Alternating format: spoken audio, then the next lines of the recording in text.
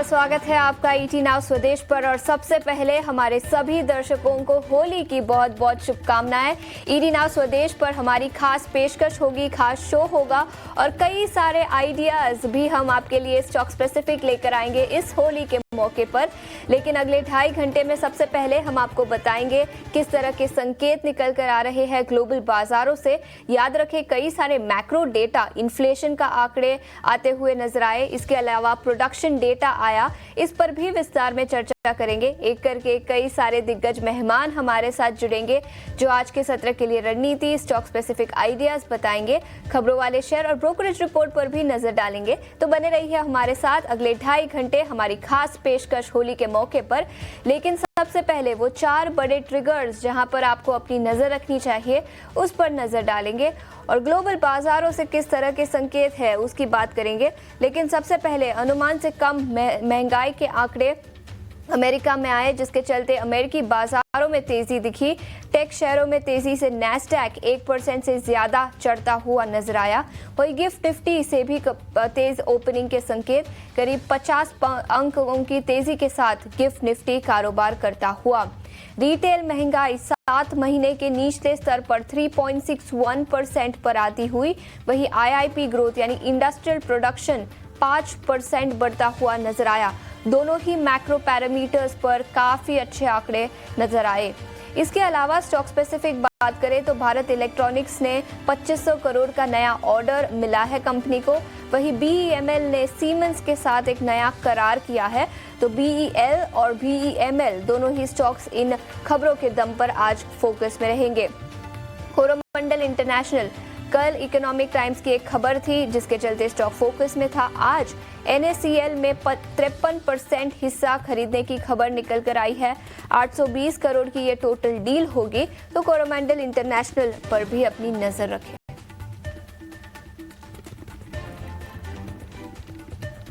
तो ये 4 बड़े ट्रिगर्स जहां पर आपको अपनी नजर रखनी चाहिए। लेकिन इसके अलावा ग्लोबल बाजारों की बात करें तो कल अमेरिकी बाजारों में भी कई सारे मैक्रो डेटा थे।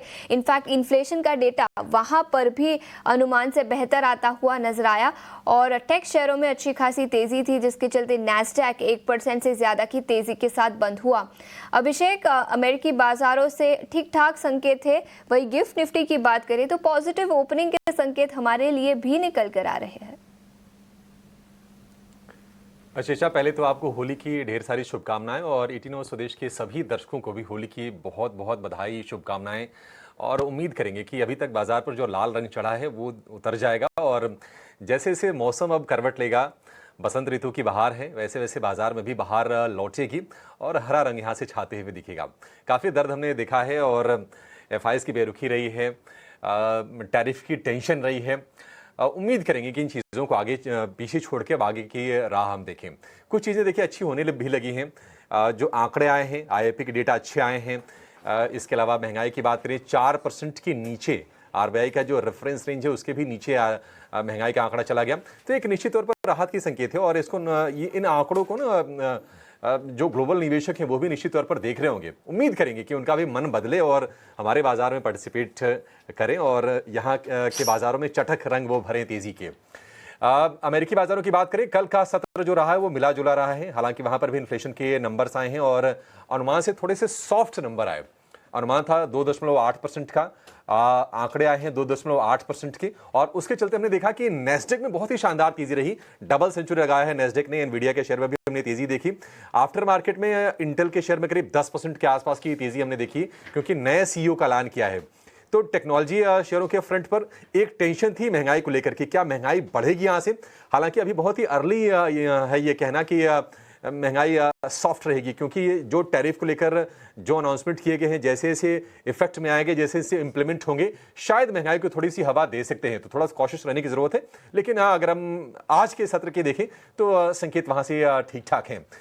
एशियाई बाजारों से अगर हम बात करें तो जापान के बाजार निक्के में करीब 300 से 350 अंकों के आसपास की तेजी पर कारोबार हो रहा है। चाइना के बाजार और हांगकांग के बाजार वो सपाट कारोबार कर रहे हैं।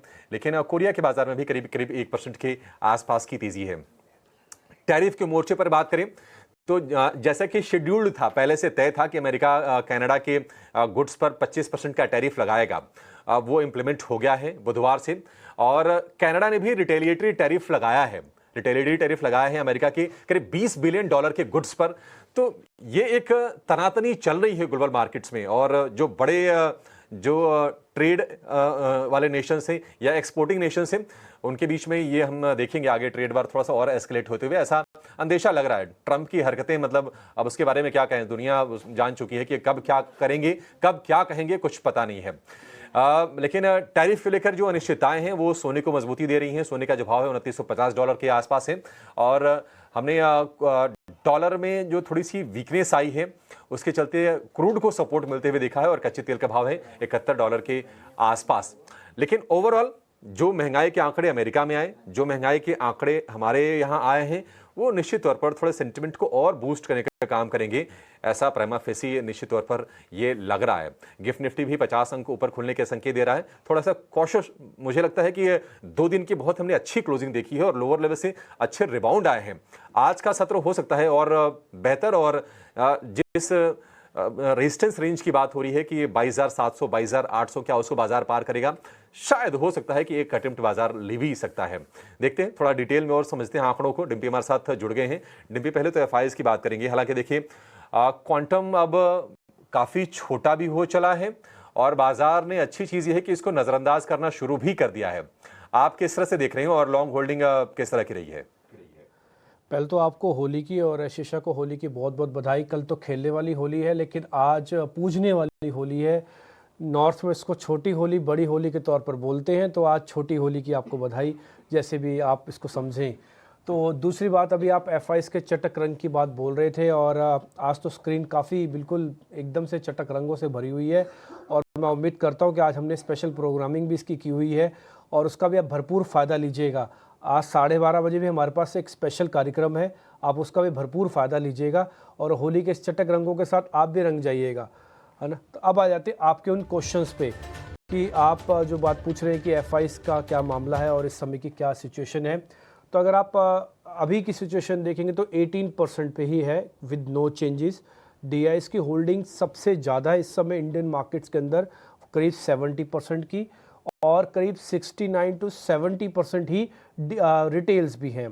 तो अगर आप इंस्टीट्यूशन बॉडी के हिसाब से देखें तो डीआईएस अब तक के बहुत बेहतरीन नंबर के साथ इंडियन मार्केट्स को लेके रखे हुए हैं। एक और चीज़, अगर आप बार बार ये पिछले 3-4 दिनों का हवाला दे रहे हैं कि देखिए मार्केट 3-4 दिन से गिर नहीं रहा और फाइटिंग स्पिरिट्स दिखा रहा है, मैं बोलूँगा इसके पीछे डीआईएस का क्वांटम काफ़ी बड़ा काम कर रहा है, क्योंकि फेब में उन्होंने उतना माल नहीं खरीदा था जितना उन्होंने मार्च में खरीदा है। और अगर आप मार्च का निफ्टी अब तक का देखेंगे तो आपको नेट में पॉजिटिव दिखेगा। मैं 1 मार्च से लेके अभी तक का बोल देता हूँ, या 4 मार्च से लेके अभी तक का बोल देता हूँ, बीच में सैटरडे संडे छुट्टी वुट्टी को भी एडजस्ट कर दिया हमने। तो आप ये देखेंगे नेट पॉजिटिव है। बैंक निफ्टी के अंदर भी आप नेट है, यानी कि नेगेटिव तो नहीं है बहुत ज़्यादा। तो ये इंडिकेशन बताने के लिए बहुत है कि आपने भले ही 13 दिन निकाल दिए, लेकिन इस 13 दिनों के अंदर आपने कुछ खोया एज सच नहीं है। और एक और बात, चर्निंग हो रही है जम के। चर्निंग का बेस्ट एग्जांपल लास्ट के 2 दिन है, कैसे इंडसइंड बैंक पूरे बैंक निफ्टी को दबा के रखता है और पूरे बैंकिंग सिस्टम में क्वेश्चन मार्क खड़े कर देता है, और कैसे आईटी कंपनीज 3.5-4% का इंडेक्स तब तोड़ देती हैं जब उनसे पुल बैक की सबसे ज़्यादा उम्मीद होती है। तो ये चर्निंग जो हो रही है वो बहुत गंभीरता से और बहुत तेज़ी से हो रही है। इन सभी चीज़ों पे आप थोड़ा गौर फरमाइएगा। अब आज गिफ्ट निफ्टी है ऊपर फिर से, तो मैं इसी के पॉइंट से बोल देता हूँ, no aggression and no depression. देखिए अब 3 दिन की छुट्टी आएगी बैक टू बैक। मेरे को लगता नहीं कि मार्केट्स के अंदर कोई ऐसी पोजीशंस है कि जो हमको पा लेनी चाहिए और ऐसी पोजीशंस है जो खो लेनी चाहिए। बाजार इस समय एक रेंज के अंदर है और इसी रेंज को रिस्पेक्ट करेगा। जब आप मेरे से निफ्टी का क्वेश्चन पूछेंगे तो मैं रेंज भी बता दूंगा आपको और बैंक निफ्टी की रेंज बता दूंगा, लेकिन एफआईएस के फ्रंट पे मेरे को ऐसा कुछ लग नहीं रहा। एक पॉइंट अभी आप अभिषेक जी बता रहे थे कि डोनाल्ड ट्रंप को प्रेडिक्ट कर पाना बड़ा मुश्किल है क्या नहीं है। ये बात सच है, लेकिन ये बात भी उतनी ही सच है कि अनप्रेडिक्टेबल भी प्रेडिक्टेबल हो जाएगा। कि आप बार बार अनप्रेडिक्टेबल चीज़ें बोलते हो ना, तो अब हमें प्रेडिक्टेबल है कि आप अनप्रेडिक्टेबल ही बोलोगे। तो ये चीज़ मार्केट धीरे धीरे करके डाइजेस्ट कर लेगा। मैं आपको सच्ची बात बताता हूँ, अब आप टैरिफ की खबर ले आओ, टैरिफ की कोई भी खबर ले आओ, हाँ एबनॉर्मल नहीं होनी चाहिए, नॉर्मल रूटीन की, देखो हमने आपका रेसिप्रोकल लगाया, अब हम आपके ऊपर 6% का टैक्स और लगा रहे हैं, फलाना फलाना फलाना दे, आपका इंडियन मार्केट रिएक्ट ही नहीं करेगा उस पर। और मैंने आपको उस दिन भी ये बात बताई थी कि जिस दिन डोनाल्ड ट्रंप ने कांग्रेस में खड़े होकर डेमोक्रेट्स और रिपब्लिक के सामने बोला कि हम रेसिप्रोकल टैक्सेस लगा रहे हैं इंडिया के ऊपर, बाकायदा सदन में उनके बोला, उस दिन भी हमारा बॉटम बना हुआ था। उस दिन के बाद से कभी उस लेवल को भी पाने नहीं गए। तो बहुत सारी चीज़ें डिस्काउंट होती हैं, market is all about a discounting machine, negative positive सबको डिस्काउंट करके आपके सामने फ्लो करके रख देगा। तो मेरे को लग रहा है काफ़ी हद तक बुरी चीज़ें डिस्काउंट कर रहा है मार्केट, और ये उसी का ही फेज़ है, इसी को ही कंसोलिडेशन कहते हैं। तो आप ये समझिए, अगर आप सुबह का इंतज़ार कर रहे हैं ना, तो मैं अपनी भाषा में बोलूँ तो करीब करीब 3 बज चुके हैं, 3 साढ़े 3 बज चुके हैं, बस 1-1.5 घंटे का अंधकार हो रहा है, 5:30 बजे सूर्य उदय हो जाएगा। आप ऐसे ही समझ लीजिए। तो हम बहुत सारा अंधेरा देख चुके हैं, थोड़ा सा ही अंधेरा बाकी रह गया, फिर सूर्य उदय 100% होगा। आंकड़े भी डिम्पियम दिखा रहे थे कि रिटेल महंगाई घट गई है, 4% के नीचे आ गई है, आईआईपी ग्रोथ बढ़ के हो गई है 5%, और यूएस में भी जो महंगाई के आंकड़े आए हैं वो भी कॉन्फिडेंस बूस्ट करने का काम करेंगे। कम से कम आईटी शेयरों में कल हमने थोड़ा सा पैनिक वाला माहौल देखा, थोड़ी राहत की उम्मीद हम शायद आज कर सकते हैं। 2 दिन में, जैसे कि मैं जिक्र पहले भी कर रहा था, फिर भी करूंगा कि लोअर लेवल से अच्छी स्ट्रेंथ बाजार ने दिखाई है, एक फाइटिंग स्पिरिट की जो आप बात कर रहे हैं। आज के लिए तो संकेत तो ठीक ठाक ही लग रहे हैं। क्या हम मान के चलें कि अगर ये 50 अंक ऊपर खुलता है बाजार, लेकिन यहां से और 150-200 अंक ऊपर जाने की क्षमता रखता है? चांसेस प्रोबेबिलिटी हाई है कि आप 22,600 तक भी आ जाएंगे। जो आपका जो अनुमान है वो काफ़ी हद तक सही जा रहा है कि आप पुल बैक को थोड़ा एक्सटेंड पुल बैक भी कर सकते हैं। हालांकि मैं उसको गिफ्ट निफ्टी से नहीं जोड़ूंगा, वजह उसकी बताता हूँ, क्योंकि कल आप गिफ्ट निफ्टी के अकॉर्डिंग जितना खुले थे, बाद में हमने एक झटका लगते हुए देखा, और फिर हम सिर्फ बैंक निफ्टी तक ही सीमित रह गए। निफ्टी तो पूरा दिन स्ट्रगल करता रह गया बिकॉज ऑफ आईटी। तो ये एक अच्छी चीज़ है कि आप 22,500 के आसपास हैं, आप 50 पॉइंट तो आपको ओपनिंग से मिल जाएंगे, तो 22,500 के ऊपर आप खोलोगे, उसके पास 48,000 का की क्लोजिंग मिली है बैंक निफ्टी की, तो दोनों लेवल का बेस है। अब आती है शॉर्ट कवरिंग, क्या शॉर्ट कवरिंग आ जाएगी? क्या सिस्टम में शॉर्ट्स की कवरिंग की गुंजाइश है? क्या 100% गुंजाइश है, 100% गुंजाइश है। क्या बाजार के अंदर खरीदारी की गुंजाइश है? 100% गुंजाइश है, फ्रेश लॉन्ग की भी। तो fresh long either short covering, दोनों में से कुछ भी हो जाए तो बाजार थोड़ा बहुत ऊपर आ सकता है। ध्यान देने वाली बात क्या है, मैं आपको ये भी बता देता हूँ। 22,600, 22,700 और 22,800, इन तीनों लेवल पे जो ओपन इंटरेस्ट है वो हैवी खड़ा हुआ है। डेट मीन्स जो कॉल की राइटिंग है, जो माल बिका हुआ है वो काफ़ी फोर्स से बिका हुआ है, उसको कवर करने के लिए आपको एफर्ट्स ज़्यादा लगाने पड़ेंगे। इसलिए मेरे को ये नहीं लगता कि 22,700 और 22,800 आज में पालोगे, बल्कि 22,600 तक जाने की प्रोबेबिलिटी थोड़ी हाई लगती है। एक बार 500 ओपनिंग में मिल गया, उसके बाद जो आप कह रहे हो अभिषेक जी कि 100 पॉइंट और मिल नहीं सकते हैं, मैं उसमें थोड़ा एग्री करता हूं कि 100 पॉइंट मिल सकते हैं, क्योंकि 22,500 से 22,600 का रास्ता साफ है। 600 पर नया नाका लगा हुआ है जो आपको रोकेगा, उससे पहले तक ज़्यादा हर्डल्स नहीं है। तो इसलिए मार्केट को either short covering, either fresh long. ये फ्रेश लॉन्ग कहाँ से आएगा बॉस? ये आएगा बड़े शेयरों से। शॉर्ट कवरिंग कहाँ से आएगी बॉस? ये आएगी मिड कैप से। तो आप आज ना डिवीजन चेक कर लेना कि मिड कैप में ज़्यादा एक्शन है कि बड़े में। अगर बड़े में एक्शन है तो लॉन्ग बन रहा होगा, और अगर मिड कैप में एक्शन है तो कवरिंग आ रही होगी, क्योंकि मिड कैप काफ़ी टूटा हुआ है। तो ये रफ बताने के लिए बहुत है। एक और चीज़ है, अब 22,300 आपका एक नया बेस बना है, क्योंकि 2 दिन के पैनिक वाली जगहों को भी उसने डाइजेस्ट किया है। तो 22,300, 22,000 पक्के सपोर्ट रहेंगे, 22,600, 700 से रेजिस्टेंस शुरू हो जाएगा फिलहाल आज के दिन के लिए, और ये 2-4 और दिन के लिए भी फिलहाल इसी रेंज में रहेगा। आज पॉजिटिव बायसनेस के साथ काम हो सकता है। बायसनेस निफ्टी में नजर आ सकती है, और अगले कुछ दिनों तक कुछ लेवल्स जहां पर आपको नजर रखनी चाहिए उस पर भी डिम्पी ने चर्चा की। लेकिन इसके अलावा बैंक निफ्टी की बात करें तो पिछले कुछ 2 दिनों में काफ़ी डाइवर्जेंस दिखा है, और कल निफ्टी बैंक में आउट परफॉर्मेंस दिखा, हरे निशान में बंद होता हुआ नजर आया। करीब 200 अंकों की तेजी के साथ 4850 के पार बंद हुआ। बैंक निफ्टी पर क्या ये आउट परफॉर्मेंस कंटिन्यू होगा? हाँ, परसों इंडसइंड बैंक का बड़ा कार्नेज दिखा था जिसके चलते अंडर परफॉर्मेंस था। कल इंडसइंड बैंक भी रिबाउंड हुआ, लेकिन फिर कुछ खबरें निकल कर आई है कि अक्रॉस द बोर्ड शायद डेरिवेटिव्स ट्रेडिंग को लेकर कुछ जांच की जाएगी रिजर्व बैंक ऑफ इंडिया से। लेकिन निफ्टी बैंक पर ट्रेडिंग के लिहाज से अब कौन से लेवल्स पर नजर रखें, डिम्पी? बिल्कुल, इंडसइंड बैंक पे भी हम चर्चा करते हैं। आशीषा, बाय द वे आपकी ड्रेस काफ़ी अच्छी लग रही है और आप काफ़ी अच्छे दिख रहे हैं आज। थैंक यू और सो मेरे मच। सहयोगी अभिषेक भी आज काफ़ी अच्छे ड्रेस डाल के आए हैं और उनका कलर भी काफ़ी ब्राइट है। इनफैक्ट मैं थोड़ा फीका लग रहा हूँ आज। मेरे को ऐसा लग रहा है कि मैं नहीं, स्कीम मेरे को अच्छी ऐसा लग रहा है है कि आप दोनों के बीच, आप एक काम करो प्रोड्यूसर साहब, आप लोग मेरे को बीच में डालो। आप मेरे को कॉर्नर में करो, मैं ऑलरेडी फीका लग रहा हूँ, मेरे को बीच में डाल दो तो ब्राइट कलर्स के बीच में थोड़ा लाइट कलर हो जाएगा तो थोड़ा ज़्यादा जचेगा। मेरा ऐसा थोड़ा अनुमान है, ठीक है? तो मैं थोड़ा बिल्कुल ही कॉर्नर हो रहा हूँ, बड़ा बाय द वे। अब आते हैं, आपने जो बैंकिंग वाली बात बोली है और अभी आपने जो 3 विंडोज़ भी दिखाई थी, अनफॉर्चुनेटली मैं उस पर बोल नहीं पाया, जरा मैं बता देता हूँ उस पर भी। वो तीनों के तीनों जो अभी आपने रिटेल महंगाई दर और यूएस वाला फिगर दिखाया, वो तीनों के तीनों वाली प्लेट एक बार वैसे वापस वो दिखाना। ये तीनों के तीनों आपके लिए सॉर्ट ऑफ अ प्लस है, सॉर्ट ऑफ अ प्लस। लेकिन मैं फिर से बता देता हूँ, आपके पेट में बहुत ज़ोर से दर्द है, लेकिन आपके सिर में भी दर्द है, बट वो झेलने से वाला है। तो आप दोनों में से किसी एक चीज़ की दवाई खाओगे तो आप पहले पेट की दर्द की दवाई खाओगे, सिर के दर्द की नहीं। वो अपने आप ठीक हो सकता है अगर आपका पेट का दर्द ठीक हो गया। ये सॉर्ट ऑफ अ सिर के दर्द है, ये ज़्यादा बड़ी प्रॉब्लम्स नहीं है। ज़्यादा बड़ी प्रॉब्लम्स कहाँ हैं? 2 जगहों पर है। इनफैक्ट अब तो 3 जगह पर हो गया, पहले 2 ही जगह पे था। पहला एफआईज की प्रॉब्लम, दूसरा आपके कॉर्पोरेट्स की अर्निंग्स की बैलेंस शीट्स की प्रॉब्लम, और तीसरा जो हो गई है वह है डोनाल्ड ट्रंप की प्रॉब्लम। पता नहीं क्या होगा, कैसे होगा, है ना? तो पहले सिर्फ 2 ही थी, अब ये तीसरी प्रॉब्लम है। तो 3 प्रॉब्लम से आपको जूझना है। एक प्रॉब्लम तो बिल्कुल आपके हाथ में ही नहीं है, वो तो आप उसको छोड़ ही दो। तो 2 प्रॉब्लम्स हैं आपके हाथ में। First is FIs and second is जो balance sheets of a companies हैं, यानी कि अर्निंग्स रिपोर्ट्स हैं, वो दोनों ठीक होने चाहिए। ये सॉर्ट ऑफ तीनों ही चीज़ें आपके बाजार में थोड़ा रंग भरने के काम आएंगी। अब आते हैं बैंक निफ्टी पे।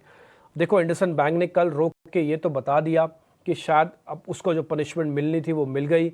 कल मैं सुन रहा था तो 1600 करोड़ रुपए का जो नुकसान था बैलेंस शीट्स में, तो 16,000 करोड़ का मार्केट कैप साफ हो गया। ये अपने आप में पनिशमेंट देने के लिए सफिशेंट है। एक और बात भी है, मार्केट ऐसी कोई बात नहीं सुनना चाहता जिससे उसकी अपनी ठेस पहुंचे। एक तो आप वैसे ही जूझ रहे हो और ऊपर से आप अपने ही बैलेंस शीट्स की प्रॉब्लम सामने लेके आओगे ऑडिट करके, तो फिर मार्केट पनिशमेंट बहुत सीवियर देगा, क्योंकि वो तो खुद बड़ा परेशान दुखी है। ठीक, तो इंडसइंड बैंक की मेरे को लग रहा है प्रॉब्लम्स काफ़ी हद तक डिस्काउंट हो चुकी हैं। आप इसमें आए या नहीं आए, अपने वित्तीय सलाहकार से पूछ के आइएगा। इस पर मैं कोई कॉल नहीं लूँगा। अगर मेरे को कॉल लेनी होगी तो मैं कोटक पे लूँगा, मैं एचडीएफसी पे लूँगा, मैं आईसीआईसीआई पे लूँगा। और इससे पहले भी हमने कोटक के बारे में आपको कई बार बताया है, और ये बात हमने 6 महीने के चार्ट, 3 महीने के चार्ट, 1 महीने के चार्ट और साल भर के चार्ट भी कोटक के दिखा के आपको बताया था कि इसी तरह के शेयर्स को आप पकड़ो। आपको ज़्यादा इधर उधर जाने की ज़रूरत नहीं है, इसी तरह के शेयर्स को पकड़ो। बाजार कहीं से कहीं हो जाएगा, लेकिन ये शेयर नहीं जाएंगे। और 2025 ट्रस्ट में अगर सब कुछ चंगा सी टाइप रहा तो कोटक के लिए बहुत अच्छा साल रह सकता है। ये बात मैंने स्टार्टिंग ऑफ द ईयर्स भी आपको बताई थी। अब आते हैं बैंक निफ्टी में क्या करना चाहिए। बैंक निफ्टी ने कल 48,000 के लेवल को पा लिया, रोकना चाहिए। 3 स्टांस थे हमारे, buy right, sit tight, second no aggression no depression. इसलिए कल दुखी नहीं थे, आज हम सुखी नहीं हैं। मैं तो नहीं हूँ, मेरे को कल गिफ्ट निफ्टी से कोई डर नहीं लग रहा था। मैंने तो परसों डंके की चोट पे भी बोला कि जो दिख रहा है यूएस के अंदर वो हमारे को उसका कोई फ़र्क ही नहीं पड़ेगा। आप देखना हरे निशान में आओगे, और आप हरे निशान में भी आ गए, है ना। तो कहने का मेरे मतलब है कि मेरे को अभी नो एग्रेशन नो डिप्रेशन वाले स्टांस में हूँ। मैं इसके साथ जुड़ ही नहीं रहा, इस मार्केट के साथ। बट हाँ, मैंने जो ले रखा है, क्योंकि आपने 26,000 से 22,000 की निफ्टी देखी है, कोई भी रिटेलर, मैं एक हाइपोथेटिकल मान रहा हूँ, कोई भी रिटेलर का जिगरा इतना नहीं होता कि 4,000 पॉइंट मार्केट को गिरता हो देखे और वो कुछ ना खरीदे। ऐसे हो नहीं सकता। किसी ने किसी ना किसी रेट पे ले रखा होगा, भले अपने पड़ोसी को बताए या ना बताए। हो सकता है कोई लोग शर्म के मारे भी नहीं बताते कि उन्होंने ऊपर के रेट पे ले रखा है, बट ले ज़रूर रखा होगा पोजीशंस कुछ ना कुछ। तो सबको सिर्फ संभालने का है। अभी आप संभालो, ये दिन संभलने के हैं। संभल गए, बहुत बढ़िया आएगा। जैसे मैंने आपको एक दिन के उदाहरण के तौर पर बताया, करीब 3:30 बज चुकी है, 5:30 बजे भोर हो जाएगी। तो ये 2-2.5 घंटे आपको और झेलने हैं। जब आपने इतनी रात काली देख ली तो थोड़ा सा 2 घंटे और देख लेते हैं। दिन ज़रूर साफ होगा, ज़रूर सूर्य उदय होगा और हर रात के बाद उजाला ज़रूर होता है, दिन ज़रूर आता है। इसी उम्मीद के साथ कि बैंक निफ्टी अब 48,000 के लेवल को थोड़ा और पकाएगा, पहले भी पका चुका है। 48,500 का रास्ता खुलेगा और उसके बाद 48,800 का रास्ता भी खुलेगा। मैं 2 लेवल्स आपको और क्लियर कर देता हूँ। ये वन लाइनर लेवल्स हैं, 22,800, 48,800। ये 2 लेवल्स अगर आप दिखा देंगे तो आप मंदी वाली टेरिटरी से बाहर निकल सकते हैं। अभी आप उसी टेरिटरी में हो जहाँ पर कोई भी खबर आएगी तो आपको काफ़ी डिस्टर्ब कर सकती है। तो ये दोनों लेवल्स मैंने आपको ऑलरेडी बता दिए। क्या ऑप्शंस वालों को काम करना चाहिए? मेरा जवाब है ना। हाँ, बैंक निफ्टी में कर सकते हो क्योंकि उसमें वीकली नहीं है, उसमें मंथली है, तो बैंक निफ्टी के कॉल्स में आप काम करो, मना नहीं है। थोड़ा पढ़ाई लिखाई करके करना, ऐसे सीधा सीधा भी कॉल्स में ट्रेडिंग या पुट्स में ट्रेडिंग मत करना। ठीक, 5 शेयर F&O बैन में है। पुट कॉल रेशो में कोई दिक्कत नहीं है, दोनों 1 के आसपास हैं, तो मार्केट फेयर वैल्यू है। आज ठीक त्योहार से पहले बाजार अपने ठीक जोन में है। मैं चाहता हूं कि आज जितने ज़्यादा रिकवरी होगी उतना ज़्यादा अच्छा होगा। आज रिकवरी होगी ये मैटर नहीं सुनना, कितनी ज़्यादा रिकवरी होगी ये मैटर ज़्यादा इंपॉर्टेंट है। और बहुत ज़्यादा रिकवरी हुई तो आप समझ लेना कि आप अब बहुत स्ट्रॉन्ग हैंड्स में आ चुके हो। अगर कम रिकवरी होती है तो अभी भी कॉशियस वाले स्टांस को बिल्कुल मत छोड़ना। किरण जानी आज के हमारे मेहमान हमारे साथ जुड़ चुके हैं, करते हैं उनका स्वागत और आगे बढ़ते हैं। किरण सर नमस्ते, थैंक यू वेरी मच समय देने के लिए। आज तो हैप्पी होली बोल देते हैं सर आपको, और कल तो मुलाकात नहीं हो पाएगी, तो इसलिए आज ही हम आपके साथ होली के इन रंगों के साथ और मार्केट्स के इस कलर के साथ आपके साथ हैं। आज हरा निशान दिख रहा है सर, अच्छा है, हरा कलर ही है और मैं चाहता हूँ हरा ही रहे। एक बार आपका take sir, Nifty bank Nifty पे, फिर शेयर्स पे आएंगे। Very good morning everyone and first of all आपको, आपकी सारी टीम को और जितने भी दर्शक हमें देख रहे हैं उनको होली और धुलेंडी की काफी सारी ढेर सारी शुभकामनाएं। और जैसे आपने बताया कि ये त्यौहार जो है वो कलरफुल का है, वैसे ही आपके पोर्टफोलियो हमेशा हरा रंग का रहे, हमेशा आपकी वेल्थ और हेल्थ अच्छी रहे, ऐसी शुभकामनाएं। इसी के साथ मार्केट का डिस्कशन स्टार्ट करते हैं। तो जिस तरह से मार्केट का सेटअप हमें देखने को मिल रहा है, डेफिनेटली एक अच्छे जोन के अंदर है। नो डाउट कहीं ना कहीं ग्लोबल क्यूज या तो ग्लोबल न्यूज की वजह से अनसर्टेनिटी बनी रह रही है, या तो फिर हमारा जो भी एक अच्छा ब्रेकआउट है तो नीचे के लेवल से जो रिकवरी है वो सस्टेन नहीं हो रही है। अदरवाइज ओवरऑल चार्ट सेटअप आप देखोगे, निफ्टी बैंक निफ्टी या तो हमारे जितने भी ब्रॉडर इंडाइसिस है वो अपने इंपॉर्टेंट फिबोनाची रेशियोज के आसपास ट्रेड कर रहे हैं। तो there are very high chances कि एक छोटी सी पॉजिटिव न्यूज या एटलीस्ट ये जो अनसर्टेनिटी वाली न्यूज है वो आना बंद हो जाएगा। तो वैसे ही मार्केट में एक अच्छा खासा शॉर्ट कवरिंग एक्सपेक्टेड है। अब लेवल वाइज की मैं बात करूं तो 22,100 22,200 38.2% का रिट्रेसमेंट है एक बड़ी सी रैली का। तो उसके नीचे मार्केट सस्टेन हो उसके चांसेस कम है, फिर भी अगर उसके नीचे मार्केट जाता है तो 21,800 का एक स्ट्रॉन्ग सपोर्ट है। So we are recommending to our client कि 21,800 से 22,200 ये 400 पॉइंट के बीच में आप अपने पोर्टफोलियोज बना सकते हो, अच्छे स्टॉक्स आपके पोर्टफोलियो में आप रख सकते हो और यहाँ से एटलीस्ट हम आने वाले मई या जून महीने में एक अच्छी खासी रैली ऊपर के लेवल में एक्सपेक्ट कर सकते हैं। ये मंथ की मैं बात करूं तो बाय ऑन डिप्स की स्ट्रेटेजी रहेगी। आज की दिन की बात करूं तो भी बाय ऑन डिप्स की स्ट्रेटेजी रहेगी।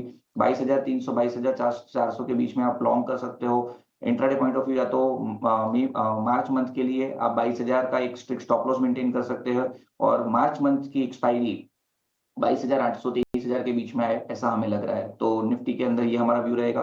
Bank Nifty no doubt IndusInd bank की न्यूज की वजह से स्ट्रक्चर थोड़ा खराब हो चुका है, अदरवाइज यहाँ पे आप देखोगे तो मल्टीपल बुलिश डाइवर्जेंस है। एक बार वापस बैंक निफ्टी ने मॉर्निंग स्टार कैंडलस्टिक्स पैटर्न बनाई थी जो निफ्टी ने ऑलरेडी 22,000 के आसपास बना दी है। सो देयर आर चांसेस कि अब बैंक निफ्टी में भी एक ऊपर के लेवल आ सकते हैं। जैसे डिम्पी जी ने बताया कि 48,500 का लेवल क्रॉस होते ही एक शॉर्ट कवरिंग एक्सपेक्टेड है। तो step by step as of now आप बाई कर सकते हो। स्टॉप लॉस 47,700 के नीचे का रखिए। पहला टारगेट 48,500 क्रॉस होते ही आप 49,000 तक की रैली देख सकते हो। तो दोनों इंडाइसिस में बाई करने की सलाह रहेगी। दोनों इंडस्ट्रीज पर खरीदारी करने की सलाह। लेकिन किरण सर, हैप्पी होली सबसे पहले आपको। स्टॉक स्पेसिफिक आइडियाज आज कौन से होंगे? खरीदारी के मौके आपको इन लेवल्स पर कहां पर नजर आ रहे हैं? Happy Holi to you madam also. अगर स्टॉक स्पेसिफिक हम बात करें तो 2 कॉल है। पहले एक एबी कैपिटल की हम बात करें तो एबी कैपिटल का आप चार्ट देखोगे तो जिस तरह से डेली चार्ट के ऊपर यहाँ पे फॉर्मेशन हम देख रहे हैं, एक रेक्टेंगल पैटर्न ब्रेकआउट है। इंट्राडे चार्ट्स देखोगे तो वहां पे ascending triangle pattern. Again daily chart के ऊपर आप डिस्कस करें तो एक फॉलिंग वेज पैटर्न ब्रेकआउट देखने को मिल रहा है। मोमेंटम इंडिकेटर 50 के ऊपर ट्रेड कर रहा है तो कहीं ना कहीं एक स्ट्रेंथ दिखा रहा है। तो एक शॉर्ट टर्म नजरिए के हिसाब से एबी कैपिटल 162 के आसपास से हम लॉन्ग करके जाएंगे। 180 तक के हमारे टारगेट रहेंगे। 160 as a sorry 160 as a stop loss हमें मेंटेन करना रहेगा। तो काफी एक अच्छा पोजीशनिंग है, डेफिनेटली एबी कैपिटल लॉन्ग करके जाना चाहिए। दूसरा जो कॉल रहेगा वो होली स्पेशल रहेगा, वो पीआई इंडस्ट्रीज है। अगर आप पीआई इंडस्ट्रीज का चार्ट देखोगे तो एक रिवर्सल पैटर्न यहाँ पे देखने को मिल रही है, जो राउंडिंग बॉटम पैटर्न है उसका ब्रेकआउट 3250 के आसपास का है। स्टॉक ने 2 दिन में 3340 तक की एक रैली दे दी है। करंट मार्केट प्राइस पे भी काफी अच्छा ये स्टॉक हमें लग रहा है, तो डेफिनेटली करंट मार्केट प्राइस से लॉन्ग करना चाहिए। कोई भी गिरावट आती है 3300 तक तो लॉन्ग कीजिए। एक पोजिशनल टारगेट यहाँ पे 3800 के हमें देखने को मिल रहे हैं, क्योंकि एक rounding bottom falling channel multiple breakout है। तो पीआई इंडस्ट्री 3800 तक के टारगेट के लिए आप लॉन्ग करें, और जो स्टॉप लॉस हमें रखना है वो 3240 का रखना है। तो pi industry and EB capital दोनों हमारी तरफ से बाय कॉल रहेंगे। होली के मौके पर एक खास स्टॉक पिक आपके लिए पीआई इंडस्ट्रीज, जहां पर 3800 तक के लेवल्स नजर आ सकते हैं। 3240 का स्टॉप लॉस रखने की सलाह। तो पीआई इंडस्ट्रीज इस स्टॉक पर खरीदारी की राय, और इसके अलावा आदित्य बिरला कैपिटल पर भी लॉन्ग करने की ही सलाह यहां पर किरण जी ने दी है। लेकिन किरण सर, मैं आपसे आईटी सेक्टर पर आपका नजरिया लेना चाहूंगी। कल नैस्डैक में परसों भारी गिरावट दिखी थी, जिसके चलते अक्रॉस द बोर्ड सभी आईटी स्टॉक्स में कल के सत्र में भारी गिरावट दिखी। आईटी इंडेक्स सबसे बड़ा सेक्टोरल लूजर तो था ही, लेकिन इसके अलावा एलटीटीएस, इन्फोसिस, एलटीआई, माइंडट्री जैसे सभी स्टॉक्स 3 से 5% तक लुढ़के थे। लेकिन आज नैस्डैक में ओवरनाइट तो अच्छी खासी तेजी दिखी है, और भारतीय बाजारों से भी पॉजिटिव ओपनिंग के ही संकेत निकल कर आ रहे हैं। तो ऐसे में ट्रेडिंग के लिहाज से आईटी सेक्टर पर आज किस तरह का मूव दिखेगा? तो आशीषा मैम, अगर हम आईटी इंडेक्स की बात करें तो पहले तो निफ्टी का आईटी इंडेक्स देखिए आप। एक रैली 31,500 से स्टार्ट हुई थी, 31,500 से ऊपर में 46,100 तक गया। इंडेक्स मई महीने से ये रैली स्टार्ट हुई और दिसंबर महीने में ये रैली एंड हुई। अब दिसंबर महीने से जो रैली एंड हुई है उसका जो करेक्शन है, आप देखिए कि मात्र 3 महीने के अंदर ही जो इंडेक्स 46,100 के आसपास था वो अभी 36,300 के आसपास है। सभी इंपॉर्टेंट मूविंग एवरेजेस भी उसने ब्रेक किए, तो एक स्टीप करेक्शन आ चुका है। अब यहाँ से फर्दर करेक्शन आए उसके चांसेस कम है, लेकिन यहाँ से रिकवरी भी इतनी फास्ट है उसके चांसेस भी कम है। जिस तरह से हम वीकली या तो मंथली चार्ट देख रहे हैं निफ्टी आईटी का, कहीं ना कहीं 35,500 से लेकर 36,500 ये 1000 पॉइंट के बीच में कंसोलिडेट करेगा। और ये कंसोलिडेशन के टाइम पे डेफिनेटली हम जो लार्ज कैप आईटी स्टॉक्स है उसके ऊपर ध्यान रख सकते हैं। तो लार्ज कैप आईटी स्टॉक्स में हमें जो अच्छा लग रहा है वो विप्रो काफी अच्छा लग रहा है। नो डाउट विप्रो के अंदर एक करेक्शन आया हुआ है, लेकिन यहाँ पे आप वीकली चार्ट और मंथली चार्ट देखोगे तो इसका जो एक स्टीप रेजिस्टेंस था 260 से लेके 270, उस रेंज में ये स्टॉक फॉल हुआ है। जहां दूसरे स्टॉक अपनी 200 डेज मूविंग एवरेज के नीचे ट्रेड कर रहे हैं, ये स्टॉक ने कल ही अपनी 200 डेज मूविंग एवरेज ब्रेक की है। जैसे नैस्डैक ऊपर है तो चांसेस है आज की रिकवरी में वापस अपने 200 डेज मूविंग एवरेज के ऊपर सस्टेन हो सकता है। तो आप विप्रो के ऊपर ध्यान रख सकते हो। 260 270 इसका एक सपोर्ट जोन है, तो यहाँ से डेफिनेटली एक बार के लिए लॉन्ग कर सकते हैं। दूसरा, अगर हम ट्रेडिंग के पॉइंट ऑफ व्यू से देखें मिड कैप आईटी में, तो परसिस्टेंट काफी अच्छा स्टॉक है।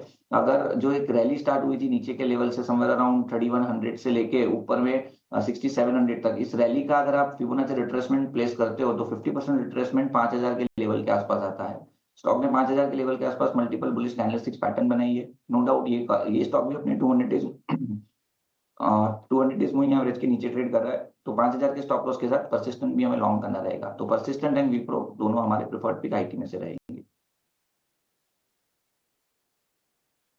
किरण जी की लिस्ट में है परसिस्टेंट और विप्रो के शेयर, इस पर आप नजर रख के चलिए। कल आईटी में कल करेक्शन आया भी है, तो हो सकता है कि आपके लिए एक बेहतर एंट्री पॉइंट भी बन जाए इन शेयरों में। किरण जी, आपके पास थोड़ी देर में आएंगे, आपको भी ढेर सारी होली की शुभकामनाएं। लेकिन होली वाले ना स्पेशल पिक्स अलग से लेंगे, हमने उसका नाम दिया है रंग में हरे जोश से भरे। थोड़ी देर में आप वो शेयर बताइएगा हमें, लेकिन एक और एक्सपर्ट हमारे साथ जुड़ गए हैं, उनके पास चलते हैं और उनसे जानते हैं कि आज की ट्रेडिंग कॉल्स क्या है। उसके बाद होली के पिक्स जानेंगे अलग से, स्पेशल ऑफरिंग वो हमारी है आज की। कुणाल परार हमारे साथ जुड़ गए हैं। कुणाल जी, पहले तो आपको होली की बहुत बहुत बधाई, रंगारंग शुभकामनाएं। उम्मीद करके चलेंगे कि बसंत ऋतु में बाजार का भी मूड थोड़ा सा और बेहतर होगा। आप जरा बताइए आज के लिए आपके पिक्स क्या हैं? आप सबको भी होली की बहुत बहुत शुभकामनाएं। पिछले 3-4 महीने से जो लाल कलर छाया हुआ है ओवरऑल मार्केट पे और लोगों के पोर्टफोलियो में, आशा करते हैं कि आने वाले दिनों में वो तब्दील हो जाए ग्रीन कलर में और लोगों को वहां पे अच्छा खासा मुनाफा हो। तो बहुत बहुत शुभकामनाएं होली की। नाउ स्टॉक की बात करते हैं तो एक अच्छी खासी मोमेंटम हमें कल के दिन में आईटीसी में देखने को मिली है। अब देखिए आईटीसी के डेली चार्ट में बहुत ही बढ़िया मोमेंटम देखने को मिल रही है। एफएमसीजी काउंटर्स ऐसे भी defensive counters as a play होते हैं, और जिस हिसाब से स्टॉक ने अपने 50 एमए ऑन अर्ली चार्ट के ऊपर क्लोजिंग दिया हुआ है, इतना ही नहीं स्टॉक ने हैमर कैंडलस्टिक्स फॉर्मेशन भी बनाया है, बॉटम फॉर्मेशन भी 390 के अराउंड बनाया है। लाइकली चांसेस है ये स्टॉक आने वाले दिनों में बहुत ही बढ़िया मोमेंटम दे सकता है। सो खरीदारी करके चलने की सलाह है। 412 के अराउंड स्टॉक का क्लोजिंग है। नीचे 400 के एसएल के साथ यहाँ पे हम खरीदारी करके चलने की सलाह देंगे। अगर मैं टारगेट की बात करूँ तो जिस हिसाब से स्टॉक अभी ट्रेड कर रहा है, ऊपरी लेवल पे हमें सबसे पहला टारगेट जो देखने को मिल सकता है 421 है। 421 ब्रेक होने के बाद 436 तक के भी टारगेट हमें आईटीसी दिखाने के लिए सक्षम है। तो पहला काउंटर जो है वो आईटीसी है और दूसरा काउंटर भी बहुत ही इंटरेस्टिंग काउंटर है। समझो जब भी रिलायंस चलता है तो ये भी चलता है उसके पीछे पीछे। स्टॉक का नाम है जियो फाइनेंस। 224 के राउंड का क्लोजिंग है। 216 के एसएल के साथ खरीदारी करके चलने की सलाह है। 230 का पहला इमीडिएट टारगेट है। वो जैसे जगह ब्रेक हो जाता है तो आपको 240 तक का अल्टीमेट टारगेट भी ये स्टॉक दिखाने के लिए रेडी है। तो आईटीसी और जियो फाइनेंस दोनों यहाँ से खरीदारी करके चलने की सलाह रहेगी। अच्छी क्लोजिंग देखिए आईटीसी भी गया है, 1.5% की तेजी रही है, लेकिन स्ट्रेंथ हमने देखी है। मतलब बाजार जब वीक रहा भी है पिछले महीने भर में, आईटीसी का शेयर ज्यादा गिरा नहीं है। जियो फाइनेंशियल कल बढ़िया तेजी हमने देखी, 200 रुपए के आसपास सपोर्ट लेके फिर से ये शेयर चलने की कोशिश कर रहा है और बहुत सारे लोगों की नई ऑनबोर्डिंग हुई होगी जियो फाइनेंशियल के शेयर में, क्योंकि हमने भाव देखे थे कि 200 रुपए के आसपास थे डिमर्जर के आसपास के प्राइसेस, 206 रुपए आई थिंक, और उसके बाद 350 के प्राइसेस देखे, वहां से करेक्ट करके फिर से उस भाव पर लोगों को मौका दे रहा था। ये दो शेयर ट्रेड के लिहाज से भी आपके रडार पर होने चाहिए। 421 और 436 के टारगेट आईटीसी में और 230 और 240 के टारगेट जियो फाइनेंशियल को लेकर कुणाल जी की तरफ से। ठीक है कुणाल जी और किरण जी, आप दोनों लोग ना अपनी होली वाली पिक्स जरा रेडी कर लीजिए, आपके पास थोड़ी देर में लौटते हैं, लेकिन अपने सहयोगी शरद दुबे को जोड़ लेते हैं और उनसे ये समझते हैं कि आज खबरों वाले कौन से शेयर हैं और कहां पर तेजी वाले रंग चढ़ेंगे, हरे वाले चटक रंग। शरद गुड मॉर्निंग, बताइए आज कौन से हैं खबरों वाले शेयर? गुड मॉर्निंग अभिषेक, डिम्पी, आशीषा, और आप लोग सब बहुत अच्छे लग रहे हैं। मैं आपको देख रहा हूँ पूरे स्क्रीन पे और इतनी अच्छी तरह से आपने इंडियन वेयर पकड़ा है और हमारे गेस्ट भी बहुत अच्छे लग रहे हैं। ऑफ कोर्स कुछ मैक्रो न्यूज़ फ्लोज है जिस पे मैं एक्चुअली नज़र देना चाहता हूँ, खास करके आईपी डेटा। ये जो है नज़र जो है आप कह सकते हैं एक्सपेक्टेशन से बेटर आया है। इंपॉर्टेंट इसलिए मैं बोल रहा हूँ क्योंकि कैपिटल गुड्स और मैन्युफैक्चरिंग गुड्स को भी आप देख लीजिए, और आज कंजम्पशन स्टॉक्स और रिटेल स्टॉक्स और रियल्टी स्टॉक्स इन पे भी नज़र रखिएगा, क्योंकि 2 साल बाद महंगाई 4% के नीचे आ गया है, यानी कि इन्फ्लेशन कम हो गया आरबीआई के डेफिनेशन से, अब 7 मंथ लो पे है। तो इसके कारण क्या होगा कि आपका कंजम्पशन स्टॉक्स पे भी बेनिफिट आएगा। लेकिन खबरों वाले शेयर्स पे फोकस करते हैं, जहाँ पे कोरोमंडल इंटरनेशनल जो है NACL वो 53% शेयर होल्डिंग लेने वाली है। टोटल वैल्यू 820 करोड़ का आएगा, ऑलमोस्ट 77 रुपीज़ पर शेयर का, यानी कि कुछ ज़्यादा डिस्काउंट है नहीं, 1 से 2% का डिस्काउंट है। स्टॉक भी थोड़ा चल गया है तो एक माइल्ड नेगेटिव रिएक्शन स्टॉक में देखने मिल सकता है और एक ओपन ऑफर भी ट्रिगर होगा 26% के लिए। भारत इलेक्ट्रॉनिक्स, इनका दूसरा बड़ा ऑर्डर जो अनाउंस हुआ है 2 दिन में, कल जो था लगभग 840 करोड़ का ऑर्डर था और अब जो है लगभग 2500 करोड़ का ऑर्डर मिला है इंडियन एयरफोर्स से। और BL जो है टोटल एक्यूमुलेटेड ऑर्डर्स की बात करें तो 17,000 करोड़ का आंकड़ा इस वित्त साल में देखने मिला है। NTPC ग्रीन की आम ने कमीशन किया 105 मेगावाट का सोलर प्रोजेक्ट जो मध्य प्रदेश में लोकेटेड है। और MTNL के लिए भी बड़ी खबर है, यहाँ पे जो है अभी तक जनवरी 2025 तक अगर मोनेटाइजेशन की बात करें तो यहाँ पे लगभग 2135 करोड़ रुपीस का जो है मोनेटाइजेशन लैंड और बिल्डिंग से देखने मिला है। कंपनी का अगर मार्केट कैप की बात करें वहाँ पे तो लगभग सिर्फ 2700 करोड़ का मार्केट कैप है। तो मोनेटाइजेशन और market cap levels almost same है। गवर्नमेंट जो है, याद रखिए, मिनिस्ट्री ने कहा है कि प्राइवेटाइज नहीं करने वाली टेलीकॉम फर्म्स BSNL और MTNL, और हाल ही में टेलीकॉम एंसिलरी स्पेस में स्टारलिंक का एंट्री, स्टारलिंक का करार, इसके कारण टेलीकॉम एंसिलरी में जो है कैपेक्स और ग्रोथ दोनों की जो है बस बहुत स्ट्रांग आ रही है। BML की बात करें तो MOU साइन किया सिमेंस के साथ semi high speed suburban passenger trains को लेके, इसमें मेट्रो और कम्यूटर रेल सेगमेंट्स भी रहने वाला है।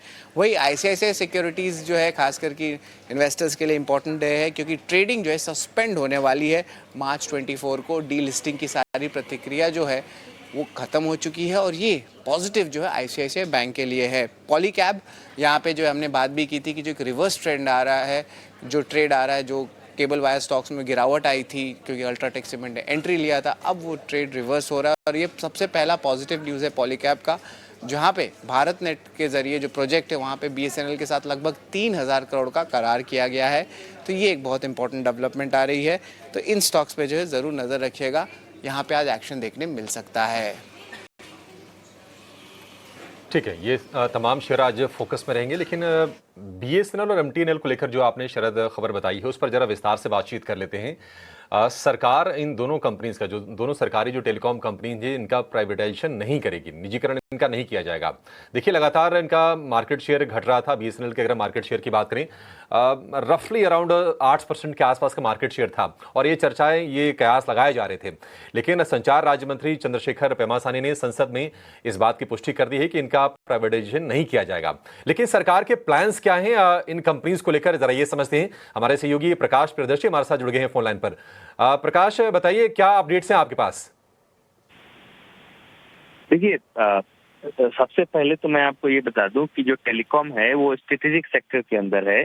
जो न्यू DP पॉलिसी है, जो डिपार्टमेंट ऑफ पब्लिक एंटरप्राइजेस है, उसकी जो न्यू पॉलिसी है उसके हिसाब से टेलीकॉम स्ट्रेटेजिक सेक्टर के तहत आता है। अब अगर आप इस पर नजर डालें तो उसके हिसाब से सरकार कम से कम 2 कंपनियां स्ट्रेटेजिक सेक्टर में अपने कंट्रोल में रखेगी, जो सरकार के अधीन होगी। ये स्टेटेड पॉलिसी है और BSNL और MTNL भी उसी का हिस्सा है क्योंकि टेलीकॉम इसके तहत है। लिहाजा सरकार ने जो उसकी मंशा है, जो पॉलिसी है, उसको दोहराया है पार्लियामेंट में। कुछ भी ये न्यू डिसीजन नहीं है, क्योंकि पहले भी सरकार ने इस बात की जानकारी दी है कि BSNL MTNL का रिवाइवल पर फोकस है, प्राइवेटाइजेशन पे नहीं। सरकार ने अपनी मंशा को दोहराया है और इस बात को स्पष्ट किया है कि सरकार अलग अलग तरीके से financial support, non financial support in दोनों ही कंपनियों को दे रही है और मकसद ये है कि इनका रिवाइवल किया जाए। अगर आप अभी तक के फैसलों पर नजर डालें तो एक फाइनेंशियल पैकेज अनाउंस किया गया, करीब 3 लाख करोड़ रुपए का सपोर्ट अभी तक MTNL BSNL को दिया जा चुका है। और साथ ही साथ अगर आप नजर डालें तो पिछले करीब 1 महीने पहले 20 दिन के करीब हुए हैं, 6000 करोड़ रुपए का एक और फाइनेंशियल सपोर्ट BSNL को दिया गया है। और ये इसलिए दिया गया है कि जो MTNL के जो 4G नेटवर्क है उसका एडॉप्शन तेजी से हो, उसके नए सब्सक्राइबर बने, इंफ्रास्ट्रक्चर को बढ़ावा दिया जाए और इसके लिए अतिरिक्त 6000 करोड़ रुपए का सपोर्ट कैबिनेट ने मंजूर किया है। तो इस तरह के फैसले अभी तक सरकार ने लिए हैं और मकसद ये है कि आने वाले दिनों में और भी इंफ्रास्ट्रक्चर से रिलेटेड जो सपोर्ट इन दोनों ही कंपनियों को दी जा सकती है, सरकार देगी। सरकार की मंशा क्लियर है क्योंकि इसमें सिक्योरिटी का एंगल इन्वॉल्व है। बहुत सारे गवर्नमेंट डिपार्टमेंट्स हैं या इस तरह के सेंसिटिव जगह हैं जहां पर MTNL BSNL के सर्विसेज हैं और सरकार ये चाहती है कि उसको अपने अंदर में रखे। तो इस वक्त जो स्थिति है सरकार की, जो इस वक्त स्ट्रैटेजी है वो ये है, टेलीकॉम के तहत ये दोनों ही जो कंपनियां हैं वो स्ट्रेटेजिक सेक्टर में है, उसको सरकार अपने अधीन रखे और इसके रिवाइवल पर फोकस होगा। प्राइवेटाइजेशन पर अभी सरकार आगे बढ़ती हुई नहीं दिख रही है और इस बात को मिनिस्ट्री ने संसद में स्पष्ट किया है। जी प्रकाश, पहले तो आजकल आप दिखते नहीं हैं, आप थोड़ा आया कीजिए क्योंकि आपकी खबरें बड़ी इंपॉर्टेंट होती है और मैं तो कई बार बोल चुका हूं गर्व से कि प्रकाश प्रियदर्शी की जो खबर होती है वो किसी के पास नहीं होती है। आप इस तरह की पकड़ रखते हैं, तो आपकी प्रेजेंस हमारी स्क्रीन पे बहुत ज़रूरी है और होली की बहुत शुभकामनाएं। और आपसे बात करके आज के दिन काफ़ी अच्छा लग रहा है। प्रकाश, मेरे को एक चीज़ आपसे पता करनी है, अगर इसको बेचना नहीं है, प्राइवेटाइजेशन नहीं करना है, सरकार कह रही है इसको हम चलाएँगे, इतने कॉम्पिटिशन में कैसे चलाएँगे बॉस? स्टारलिंक आया तो उसने तो कहा कि हम जियो भारती एयरटेल के साथ करार करेंगे, चाहता तो MTNL के साथ भी तो करार कर सकता था। कैसे होगा, पार कैसे पहुंचेंगे ये?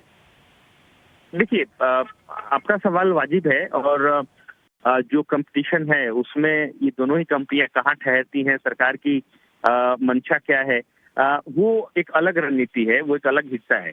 लेकिन सबसे इम्पोर्टेंट चीज ये है कि क्या सरकार DP पॉलिसी के हिसाब से आगे बढ़ रही है?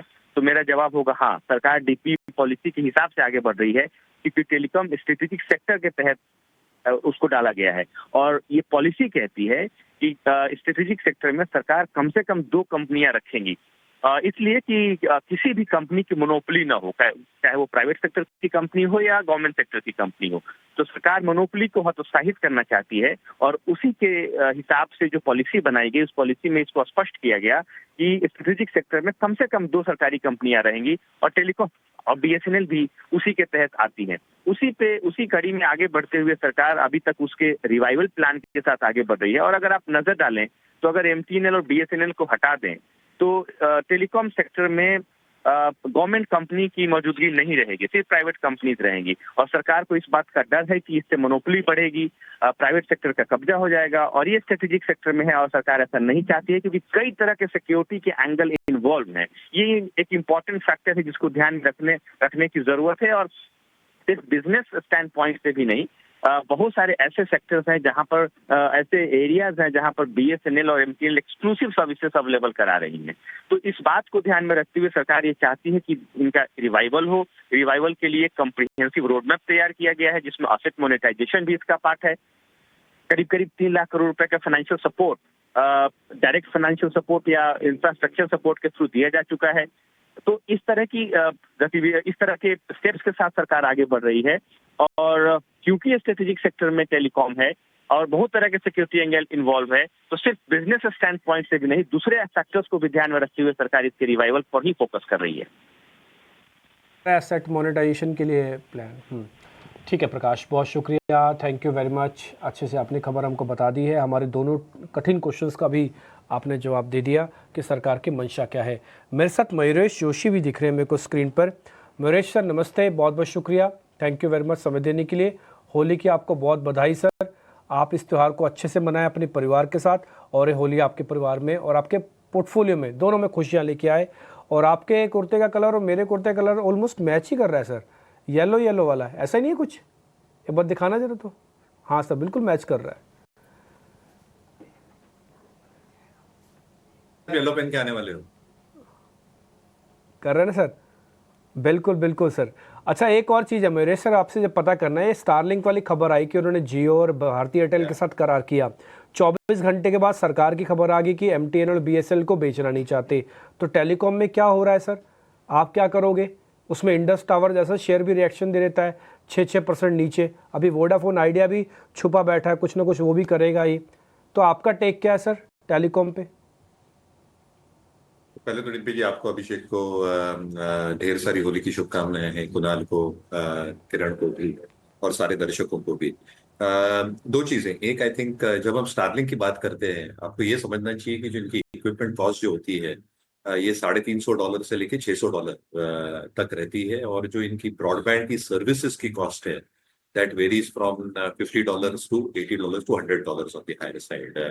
जो इनकी चीपेस्ट प्लान है आउटसाइड यूएस या नाइजीरिया में है, जहाँ पे वो $10 के कॉस्ट पे आए हैं इन टर्म्स ऑफ यूजर बेस। जो इंडियन इकोसिस्टम है, आज हम भी अगर देखते हैं तो वायरलेस यानी जो हमारे मोबाइल के बिल्स रहते हैं या आरपू जो रहते हैं, ये लगभग $3 के आसपास रहते हैं। ब्रॉडबैंड के $4 या $5 हो सकते हैं depending on which city you are in. और इसलिए I think even if Starlink is able to get in the cheapest plan, वो कितने हद तक लोअर करेंगे अपनी प्राइसिंग, इक्विपमेंट और प्राइसिंग को लेके, एक ये देखना बहुत लाजमी होगा। दूसरा आई थिंक जो अनसर्व्ड एरियाज की हम बात कर रहे हैं, वहां पे तो दिक्कतें प्राइसिंग की होगी बिकॉज काफी प्राइस सेंसिटिव मार्केट होगा। और इसलिए टेलीकॉम ऑपरेटर्स क्या रणनीति अपनाते हैं to probably ensure that this coverage probably comes through, ये देखना लाजमी होगा। तीसरा आई थिंक जब हम सैटेलाइट कम्युनिकेशन स्पेक्ट्रम की बात कर रहे हैं तो इसके लिए क्या फी फिक्स्ड होती है ट्राई की तरफ से, और कैसे इसका रिपेमेंट्स होंगी या कैसे केपेक्स होगा, ये देखना लाजमी होगा because that will entail capital cost as well. Fourth I think from a macro perspective market बहुत बड़ी है, there is no two ways about it. लगभग 30 करोड़ हाउसहोल्ड्स के आसपास का फिगर आ रहा है जहां पे अनसर्व्ड और अनटैप्ड मार्केट्स हैं। विल दैट प्रोबेबली इंश्योर कि there is a large pool, but पहले 3 कंडीशंस के वजह से प्राइसिंग स्पेसिफिकली आई थिंक कैसे सर्विस करेंगे ये देखना लाजमी होगा। और fourth I think sentimentally positive खबर है, बट क्या एक गेम चेंजर हो सकती है, I really don't think so. तो मुझे लगता है आई थिंक जो रिएक्शन स्टॉक ने दिए थे और फिर जो पुल बैक मिला था एक लाजमी था, क्योंकि इससे कोई बहुत ज्यादा value addition in my opinion earnings को होने वाली नहीं है। ऑब्वियसली जो एक नीजक रिएक्शन आया था वोडाफोन आइडिया इंडस टावर जैसे स्टॉक के लिए, again Vodafone has its own problems, so let's talk about Indus stars कि टावर एडिशंस होंगे नहीं होंगे। मुझे लगता है आई थिंक जो स्टेडी स्टेट बेसिस पे टावर ऐड हो रहे हैं, even BSNL is adding its own towers as well, और काफी इंटीरियर एरियाज में बीएसएनएल सर्विस करती है काफी कस्टमर्स को, विच प्रोबेबली मींस कि जो केपेक्स है टावर एडिशंस का, I think that might very well continue. तो आई थिंक ये न्यूज ठीक है, but I think Indian context में it's not a game changer from an earnings perspective. बिल्कुल, तो स्पेस एक्स में की भारत में एंट्री हो सकती है। मयूरेश जी, सबसे पहले तो होली की बहुत बहुत शुभकामनाएं, और आप अपने होली के पिक्स निकाल के रखे, कुछ ही देर में हम आपके पास आएंगे। और उस बीच वुमेन फ्रॉम मोतीलाल ओसवाल शिवांगी शारदा भी हमारे साथ जुड़ चुकी है। तो हमारे आज के खास सेगमेंट की शुरुआत करते हैं रंग में हरे जोश से भरे कुछ स्टॉक स्पेसिफिक आइडियाज आपके लिए।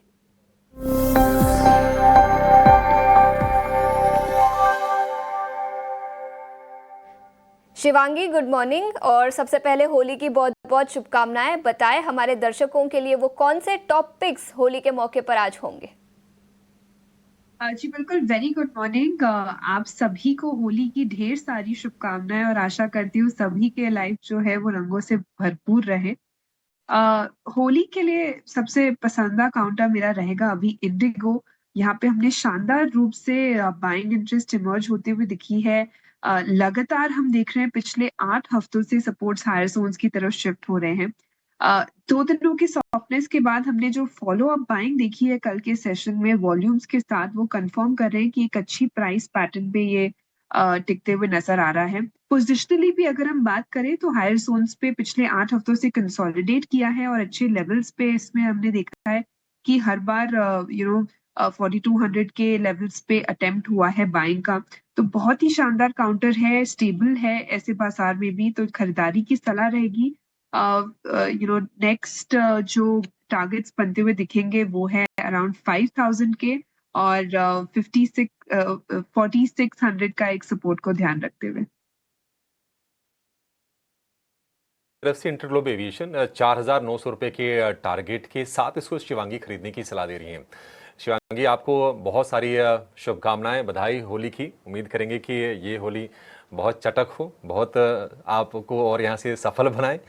और आज स्क्रीन बड़ी अच्छी लग रही है। देखिए, ये खासियत होती है भारतीय परिधान की, पूरी की पूरी स्क्रीन कितनी रंगारंग अच्छी लग रही है। ये अपने वस्त्र हैं, अपनी संस्कृति को दर्शाते हैं। अगला शेयर लेंगे कुणाल जी आपसे। आप बताइए, रंग में हरे जोश से भरे कौन से शेयर हैं आपके? रंग में हरे जोश से भरे डबल धमाका स्टॉक है। स्टॉक का नाम है आईओसी। वैसे काफी अच्छा डिविडेंड पेइंग कंपनी भी है, और प्रेजेंट लेवल से कैपिटल एप्रिसिएशन भी हो सकता है। तो मुझे लग रहा है कि स्टॉक ने बॉटम बना लिया है, और यहाँ से आने वाले दिनों में एक बहुत ही बढ़िया मोमेंटम देखने को मिल सकती है। फंडामेंटली भी स्टॉक अच्छा है। रिसेंटली क्रूड को लेकर जो न्यूज है उसमें भी स्टॉक में काफी अच्छी मोमेंटम आने वाले दिनों में देखने को मिल सकती है। तो ये स्टॉक मैं फिलहाल होली के लिए रिकमेंडेशन तो कर रहा हूँ, लेकिन मैं कहूंगा कि होली टू होली के लिए भी ये स्टॉक पे फोकस करके चलने की सलाह रहेगी। फिलहाल स्टॉक में जिस हिसाब से मोमेंटम है, ऊपरी लेवल पे हमें 131 से लेके 139 तक के लेवल देखने को मिल सकते हैं, और 118 का वहां पे हम ऐसे मेंटेन करेंगे। लेकिन मैं होली टू होली की भी बात करूं डिम्पी जी और अभिषेक जी, मुझे लग रहा है कि आने वाले दिनों में ये स्टॉक में बहुत ही बढ़िया मोमेंटम देखने को मिलेगी, और उसके बेस पे ये स्टॉक आपको 165 टू 178 तक के भी टारगेट दिखाने के लिए रेडी है। तो डेफिनेटली पोजिशनल के लिए तो खरीदारी करके चलने की सलाह तो रहेगी ही रहेगी। होली टू होली भी ये स्टॉक खरीदारी करके चलने की सलाह है। नहीं, बहुत बढ़िया। आपका ये शेयर का सिलेक्शन काफ़ी बेहतर हो सकता है। और ये प्लेट भी प्रोड्यूसर साहब ने बहुत सुंदर बनाई है, बहुत साफ़ सुथरी प्लेट है। साफ समझ में आ रहा है शेयर का नाम, टारगेट, स्टॉप लॉस और कहाँ तक हमको जाना है, और बाय की स्टैंपिंग भी बहुत ब्यूटीफुल लगी हुई है। ठीक है, डन सर, आपका शेयर भी नोटिस हो गया। किरण सर, अब आपका होली वाला शेयर।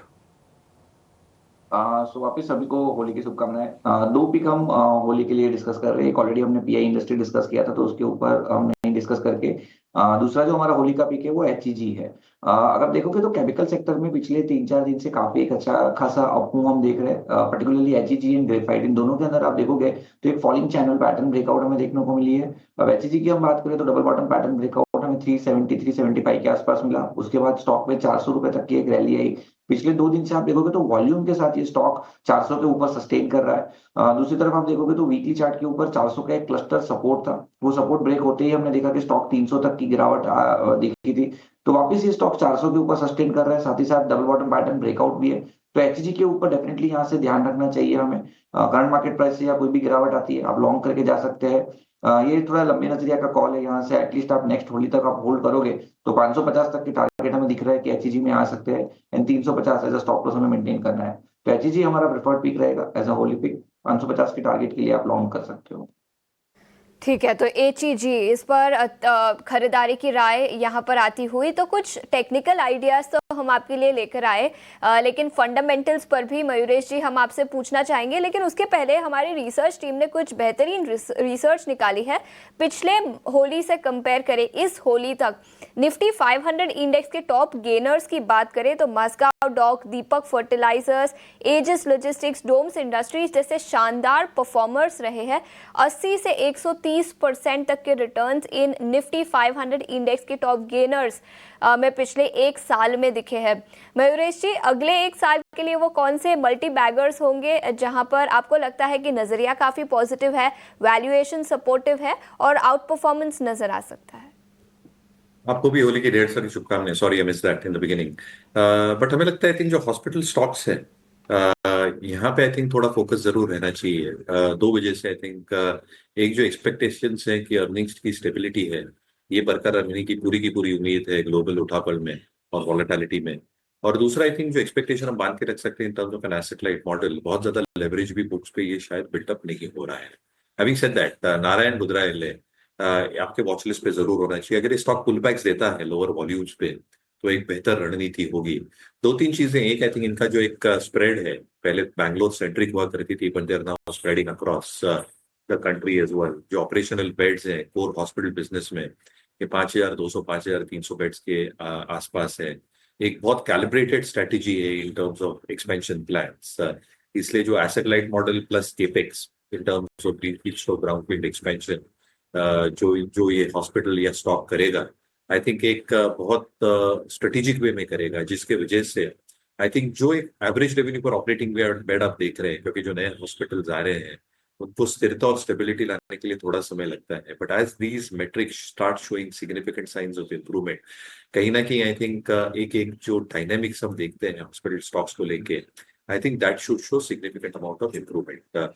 जो कैश एंड ऑन बुक्स है that is probably improving as well because of the calibrated strategy that is being followed. और मुझे इन जनरल लग रहा है कि जो थेरापेटिक सॉल्यूशंस ये देते हैं across the application theories, cardiac या other applications in terms of therapeutic solutions, I think in the right direction. मुझे लगता है I think hospitals as a space, earnings, ratings, rankings, institution holding, जो हम सारे पहलू कैंसिल में देखते हैं इसको शायद फुलफिल कर रहे हैं। नारायण रुद्रायल एक स्टॉक है जो काफी ठीक ठाक लग रहा है। ठीक है, तो फंडामेंटल्स पर नारायण रुद्रायल हॉस्पिटैलिटी सेक्टर से स्टॉक पर मयूरेश जोशी का नजरिया काफी पॉजिटिव। 15% का अपसाइड 1700 तक के लेवल्स अगले 6 महीने में नजर आ सकते हैं। तो हॉस्पिटैलिटी सेक्टर से ये टॉपिक आपके लिए आती हुई, लेकिन आगे बढ़ते हैं और वो खबर जिस पर ईटी नाउ स्वदेश लगातार मुहिम चला रहा है। एजीएस ट्रांजैक्ट का एटीएम ऑपरेशन लिक्विडिटी की किल्लत और डिफॉल्ट के कारण ठप हो रहा है। खबर पर पूरी जानकारी लेते हैं। मेरी सहयोगी अंजलि पलोड अब हमारे साथ जुड़ चुकी हैं। अंजलि, बताएं पूरी डिटेल्स क्या है?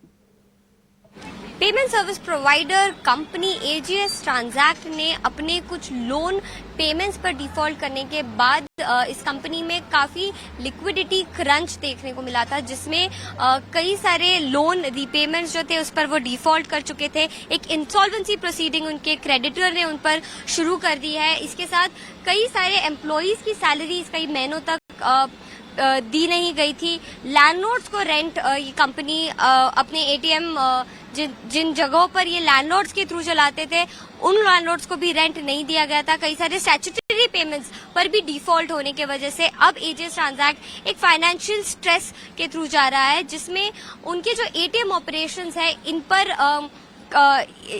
पर एक हॉल्ट आ चुका है। एजीएस ट्रांजैक्ट सितंबर 2024 की बात करें तो पूरे भारत में 70,000 से ज्यादा एटीएम्स और सीआरएम्स चला रहा था कई सारे बैंकों के लिए, जिसमें है SBI, ICICI bank, axis bank, bank of Maharashtra, ऐसे कई सारे बैंक्स के लिए ये एटीएम्स इंस्टॉल करते थे, मैनेज करते थे। अब इन सारी एटीएम ऑपरेशंस में प्रॉब्लम्स आ रहे हैं, जिसकी वजह से कस्टमर्स इन एटीएम्स को एक्सेस नहीं कर पा रहे हैं। मेरे पीछे ऐसा ही एक एसबीआई का एटीएम ब्रांच है जहां पर अब शटर लग चुका है, जिसपे लिखा है कि आप दूसरे एटीएम्स अब यूज कर सकते हैं। इसके बाद बैंक्स के लिए दो मेजर प्रॉब्लम्स है जो उन्हें सॉल्व करनी होगी। एक तो इन एटीएम्स में फंसे हुए अपने पैसों को बैंक्स को निकालना होगा। कल आई हुई एक प्रेस नोट में एजीएस ट्रांजैक्ट ने कहा है कि 50% उनके सारे एटीएम्स को उन्होंने बैंक्स को वापस माइग्रेट कर दिया है, जिससे बैंक्स को अपना कैश एक्सेस करने के लिए आसानी होगी और बाकी भी एटीएम्स को वापस बैंक्स पर माइग्रेट किया जा रहा है। हालांकि कुछ प्रॉब्लम्स अभी भी बैंक्स को फेस करनी पड़ सकती है, जैसे कि जो लैंडलॉर्ड पेमेंट्स नहीं दिए गए हैं उन लोगों को शायद पे करना पड़े ताकि वो अपने कैश को इवैक्यूएट कर सके उन एटीएम्स में से। और अगर कुछ ओईएम जो कि एटीएम मैन्युफैक्चरिंग कंपनीज है, उन लोगों को भी अगर एजीएस ट्रांजैक्ट ने कुछ पेमेंट्स ना किए हो तो भी हो सकता है कि वे भी अपने एटीएम्स में से बैंक्स को पैसे ना निकालने दे। इसलिए ये कुछ इश्यूज है जो कि बैंक्स को सॉल्व करने होंगे। इसके अलावा सर्विसेज को वापस शुरू करने के लिए दूसरे सर्विस प्रोवाइडर्स के साथ भी नए कॉन्ट्रैक्ट्स इन सभी बैंकों को साइन करने होंगे और उन्हें ये भी समझना होगा कि इसमें कुछ टेम्परेरी पैसे बैंक्स की तरफ से लग सकते हैं, क्योंकि अगर नए सर्विस प्रोवाइडर्स ने हायर पेमेंट्स पर ये कॉन्ट्रैक्ट साइन किए तो वो एक टेम्परेरी प्रॉब्लम बैंक्स के लिए हो सकती है। तो अभी इन्हीं दो चीजों पर बैंक्स काम कर रही है। जैसे हमें बैंक ऑफ महाराष्ट्र से पता चला है कि अपने 75 एटीएम्स के लिए उन्होंने एक नया सर्विस प्रोवाइडर साइन कर लिया है और इसी तरीके से बाकी बैंक्स भी अब बाकी सर्विस प्रोवाइडर्स की तरफ मुड़ रहे हैं, जिससे कि उनके कस्टमर्स को सर्विसेज में कोई बाधा ना आए। ईडी नाउ स्वदेश की एक खास मुहिम जारी रहेगी। अंजलि शुक्रिया। ईडी नाउ स्वदेश की एक खास मुहिम जारी रहेगी। अंजलि शुक्रिया पूरी डिटेल्स के साथ जुड़ने के साथ। मैं हूं मानसी दवे और ईटी नाउ स्वदेश के सभी व्यूअर्स को ईटी नाउ स्वदेश की पूरी टीम की तरफ से होली की ढेरों शुभकामनाएं, रंगोत्सव धुलेटी की ढेरों शुभकामनाएं। और ईटी नाउ स्वदेश पर आज ही से होली और धुलेटी के रंगोत्सव के रंग लगातार आप देखते रहेंगे और हम उम्मीद करते हैं कि आपके जीवन में भी रंगों की खुशियां और खुशियों की बौछार लगातार बनी रहें।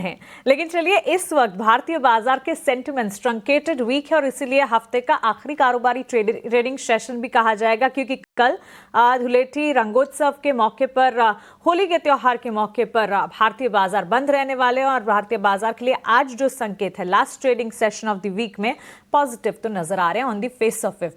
गिफ्ट निफ्टी की तरफ से पॉजिटिव स्टांस इस वक्त। प्री ओपन टिक्स आप देख रहे हैं बाजार के अच्छी खासी शुरुआत की तैयारी, करीब 100 अंकों की मजबूती का रुझान 22,580 यानी कि 22,550 के ऊपर 22,600 के करीब खुलने की तैयारी करता हुआ निफ्टी। लगातार ये हफ्ते ने हमें काफी कुछ सिखाया है। ये सिखाया कि भारतीय बाजार जो है उतार चढ़ाव के बीच संभलने की कोशिश कर रहे हैं और जब आप कोशिश करते हैं तो उसमें कामयाबी भी हासिल होती है।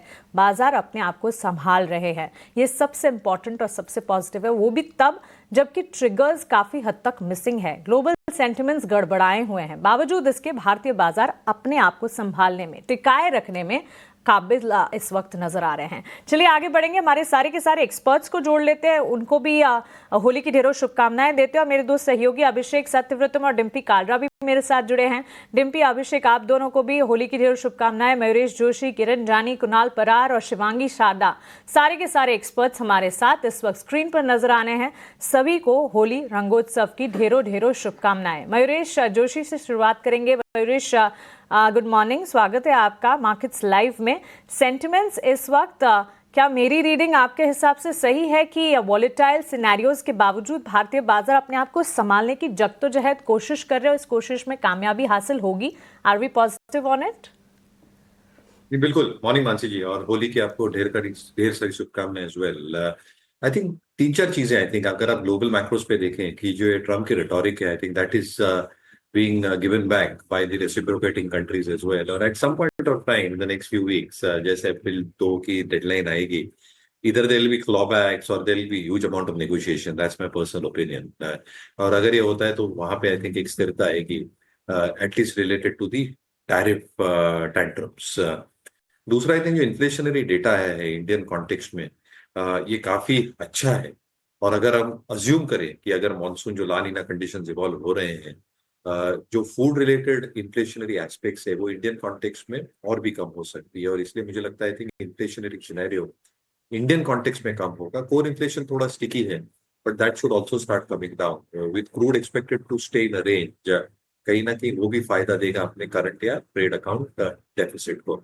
जहां तक यूएस इन्फ्लेशन और यूरोपियन इन्फ्लेशन का सवाल रहा है, वहां पे भी इनिशियल साइंस यही मिल रही हैं कि शायद स्थिरता आ रही है, एक बॉटम आउट प्रोसेसेस हो रहे हैं. और इसलिए आई थिंक जो कोर इन्फ्लेशनरी डर था कि वेदर दैट इंक्रीजेस, अगर टैक्स कट्स आते हैं यूएस में, कि इन्फ्लेशनरी हो सकते हैं, but at least at this point of time looking at the primary data, ये एस्पेक्ट्स ठीक ठाक लग रहे हैं. तीसरा, in terms of earnings itself, again in the Indian context, earnings should start bottoming out as we finish Q4. Better monsoons में rural recovery, urban recovery expected to come back slowly and steadily with the tax cuts. I think ये दो पहलू consumption को drive करेंगे, investments को drive कर सकते हैं in the second half, private capex as well. और इसलिए मुझे लगता है I think in the first quarter or in the first half of the next financial year, earnings should start bottoming out and show a steady state increase as well, जो एक बहुत बड़ा facet और एक base factor रहेगा markets के लिए. Last but not the least, I think if you have a bond yield and an earnings yield comparison, I think that has hit rock bottom at this juncture. तो markets जो मान के चल रहा था कि earnings का जो deterioration है ये शायद continue होगा, ये मुझे लग नहीं रहा है. Probably that is getting indicated by this spread. And obviously valuations, जैसा हम देख रहे हैं आज 19 टाइम फॉरवर्ड पे है, which is lower than the 10-year averages as well. तो काफी एस्पेक्ट्स है जो मार्केट के लिए सपोर्टिव है. क्या मार्केट वॉलेटाइल रह सकता है, मार्केट्स में झटके आ सकते हैं, बिल्कुल आ सकते हैं, but to a large extent मेरे हिसाब से I think a large part of the price damage has been done. अगर प्राइस डैमेज आता भी है और there is a knee jerk reaction on the down side, शायद एक बॉटमिंग आउट प्रोसेस के संकेत अगले कुछ हफ्तों के लिए, एक टाइम कंसोलिडेशन से मार्केट गुजरेगा. But as we head into the first quarter, मुझे लगता है कि market should start bottoming out and come back very, very strongly. Mayuresh, thanks for that fundamental take on the markets. और positive रहना है और पॉजिटिव ऑप्टिमिस्टिक नजरिया इस वक्त तो देखने को मिल रहा है भारतीय बाजार के लिए. शुरुआत कैसी होगी उस पर नजर रखते हैं. इस बीच रुपए की भी ओपनिंग हो चुकी है. 8 पैसे मजबूती के साथ रुपया खुलता हुआ दिखा है. 87 रुपये 21 पैसे के मुकाबले 87 रुपये और 13 पैसे पर इस वक्त रुपए की ओपनिंग. सो क्लियरली करेंसी की ओपनिंग भी ऑन पॉजिटिव नोट इस वक्त नजर आ रही है. सेक्टर स्पेसिफिक, स्टॉक स्पेसिफिक किस तरह का कामकाज ड्यूरिंग द सेशन नजर आएगा, इस पर खास तौर से नजर रखेंगे. विमेन फ्रॉम मोतीलाल ओसवाल, शिवांगी शारदा भी हमारे साथ. Shivangi, happy Holi to you. और आपसे भी जानना चाहेंगे कौन से स्पेसेस, कौन से पॉकेट्स हैं जिस पर आपकी नज़र है, खास तौर से जिस तरह के ट्रेंड्स इस वक्त बिल्टअप होते हुए दिखने को मिल रहे हैं. आईटी सेक्टर ने क्लियरली बैक सीट लिया, लेकिन कंजम्पशन है जो कि स्लोली एंड इवेंचुअली आगे बढ़ता हुआ नजर आ रहा है. Very happy Holi Mansi. बिल्कुल फाइनेंशियल स्पेस जो है वो सबसे स्ट्रॉन्गेस्ट लग रहा है ऐसे बाजार में, और काफी रेजिलेंटली भी हमने देखा है कि ये होल्ड करते हुए नजर आया है. यहाँ पे सबसे पसंद का काउंटर मेरा रहेगा बजाज फाइनेंस पे. हमने देखा है कि लगातार पिछले 25 दिनों के कंसोलिडेशन के बाद भी एक सपोर्ट बेस्ड बाइंग देखने को मिली है. एक अच्छा यहाँ पे सपोर्ट लेते हुए स्टॉक ने अब आगे की तरफ बढ़ने की पूरी तैयारी की है. मल्टीपल लेवल्स पे हमने देखा है कि सपोर्ट जो है 8200 का एक काफी स्ट्रांगली होल्ड किया है. 2 दिनों की एक सॉफ्टनेस के बाद वापस कल हमने देखा कि प्राइस वॉल्यूम कंफर्म करते हुए नजर आ रहे हैं इस सर्ज को. तो यहाँ पे खरीदारी की सलाह रहेगी. नेक्स्ट जो है टारगेट्स बनते हुए दिख रहे हैं राउंड अबाउट 8800 के लिए यहाँ पे खरीदारी करें, और 8330 के एक स्टॉप लॉस के साथ. बजाज फाइनेंस और in fact I second the thought Shivangi, banks, financials, NBFCs, ये स्पेसेस हैं जो कि फोकस रेडार पर हैं और बजाज ट्विंस पर लगातार बातचीत और इनसे जुड़ी पॉजिटिव रिपोर्ट्स भी हैं जो कि कन्विक्शन बिल्कुल जगा रही है। और बजाज फाइनेंस 8,500 इस वक्त भी अगर आप देखेंगे प्री ओपन में पॉजिटिव साइंस, पॉजिटिव लेवल्स के साथ खुलने की तैयारी करता हुआ। बजाज फिनसर्व पर भी एक नज़र होनी चाहिए। और बैंक्स एनबीएफसीज में ऑफकोर्स खबरें भी ढेर सारी आ रही हैं, कंसर्न्स भी रहे। इंडसइंड बैंक के डाउनफॉल के बाद आरबीआई की तरफ से एक्शन और सभी बैंक्स हेजिंग गाइडलाइंस का पालन करें, ये हिदायत भी आरबीआई की तरफ से आती हुई। और of course hedging restrictions, hedging strategies खास तौर से इस पर बैंक्स का फोकस भी होना चाहिए। लेकिन on the face of it backbone of the economy banks financials, जिस पर खास तौर से नजर, अंडरटोन लंबी अवधि के लिए बुलिश। आगे बढ़ते हैं और 9 बजे की प्रथा निभाते हुए 9 के नवरत्न की सूची हर रोज की तरह शरद हमारे साथ लेकर जुड़ गए हैं। Good morning Sharad, happy Holi to you. बताइए 9 के नवरत्न की लिस्ट में आज आपने क्या शामिल किया है? हैप्पी होली मानसी। और यहाँ पे जो है होली की बात करें तो हरा और लाल रंग दोनों ही दिख सकता है। और हमारे 9 के नवरत्न की स्टॉक्स की बात करें तो कोरोमंडल इंटरनेशनल जो है NSCL इंडस्ट्रीज को 53% स्टेक की जो है हिस्सेदारी खरीदी है। 820 करोड़ का ये ओवरऑल एक्विजिशन हुआ है, लेकिन जो एक्विजिशन प्राइस है वो ऑलमोस्ट मार्केट रेट के बराबर है और एक ओपन ऑफर भी ट्रिगर होगा। तो नेट सेंटिमेंटली पॉजिटिव है कोरोमंडल इंटरनेशनल के। भारत इलेक्ट्रॉनिक्स की बात करें तो 2500 करोड़ का ऑर्डर इनको आया है इंडियन एयरफोर्स से। कल देखा जाए तो 800 करोड़ का ऑर्डर आया तो बहुत सारे इंपॉर्टेंट ऑर्डर फ्लोज जो है यहाँ से देखने मिल रही है। MTNL के लिए बड़ी खबर है, इनको जो है लगभग 2130 करोड़ रुपए का जो है लैंड और एसेट मोनेटाइजेशन हुआ है और यहाँ पे कंपनी को ये रकम आई है। और याद रखिए इनका जो मार्केट कैप है कंपनी का ये लगभग आप कह सकते हैं 2700 करोड़ का है। तो एक स्ट्रॉन्ग फ्लोज जो है कंपनी को देखने मिले हैं, स्टॉक के लिए बहुत सपोर्टिव है। बात करें तो BML भी हमारा अगला स्टॉक रहेगा। MOU साइन किया है सीमेंस के साथ हाई स्पीड ट्रेन्स और मेट्रो रेल के लिए, सेंटिमेंटली पॉजिटिव है। ICICI सिक्योरिटीज़ पे नज़र डालें तो इनकी ट्रेडिंग सस्पेंड होने वाली है और ये डेट नोट कर लीजिएगा, ये मार्च 24 को रहेगा। स्टॉक के लिए न्यूट्रल है लेकिन ICICI बैंक के लिए पॉजिटिव है। पॉलीकैब की बात करें तो 3000 करोड़ का जो है BSNL के साथ इनको एक ऑर्डर फ्लो आया है, स्टॉक के लिए पॉजिटिव है और ये भारत नेटवर्क उसको लेके है। बैंक्स के लिए जो है हालांकि देखिएगा थोड़ी सी नेगेटिव रिएक्शन आ सकती है। RBI जो है रिपोर्ट सजेस्ट करेगी कि इंडस्ट्री वाइड डेरिवेटिव पोजीशनिंग जो होती है बैंक्स की उसकी रिपोर्ट्स पे काम कर सकती है, जिस तरह हमने इंडसइंड बैंक में देखा। तो बड़े बड़े बैंक्स जैसे कि ICICI बैंक, HDFC बैंक, इन पे भी नज़र रहेगी। इसके अलावा FMCG consumption real estate stocks पे भी नज़र रखिएगा। और मैं इसलिए ये बता रहा हूँ क्योंकि जो CPI इन्फ्लेशन है 2 साल के बाद 4% के नीचे आया है। CPI इन्फ्लेशन अपने 7 मंथ लोज पे है। रेट कट्स आ सकती है इमरजेंसी की। और इम्पॉर्टेंटली मैं बता दूं कि जब रेट कट्स आती है तो कंजम्पशन बढ़ता है, रियल एस्टेट स्टॉक्स में भी इंटरेस्ट आती है, तो ये एक बड़ी चीज़ है। और इसके अलावा आज माफ़ करिएगा आज बिग बोल्ड ब्रोकरेज नहीं है, कुछ खास ब्रोकिंग हाउसेज से कुछ बड़ी अपग्रेड्स आई नहीं है, लेकिन हम खबरों वाले शेयर्स पे फोकस कर लेते हैं जहां पे हिंडाल्को और उनके जो US आर्म है नोवेलिस, उनके लिए नेगेटिव न्यूज़ फ्लो सेंटिमेंटली ज़रूर है क्योंकि कनाडा ने टैरिफ लगा दिया है US के स्टील और एल्यूमिनियम पे और नए नए मेजर्स आए हैं, तो उनके लिए नेट थोड़ी सी नेगेटिव ज़रूर हो सकती है। लेकिन याद रखिए भारत में और भी स्टील आ सकता है, तो उसके कारण एंटी डंपिंग ड्यूटी की जो लगाने की प्रेशर है गवर्नमेंट पे वो भी बढ़ सकती है। तो ये अहम स्टॉक्स है जिस पे आपकी नज़र होनी चाहिए, यहाँ पे आज एक्शन दिखेगा। ठीक है तो ये कुछ एक स्टॉक्स हो गए। एक काम करते हैं, जो आपकी लास्ट वाली खबर है इसी से शुरुआत कर लेते हैं। और आज सारे एल्यूमिनियम और स्टील वाली कंपनीज पे भी आपको थोड़ा ध्यान रखना होगा क्योंकि ग्लोबल मार्केट्स में थोड़ी भी सिचुएशन ठीक बनेगी ना तो स्टील का इम्पैक्ट आपको इंडिया में भी देखने को मिलेगा।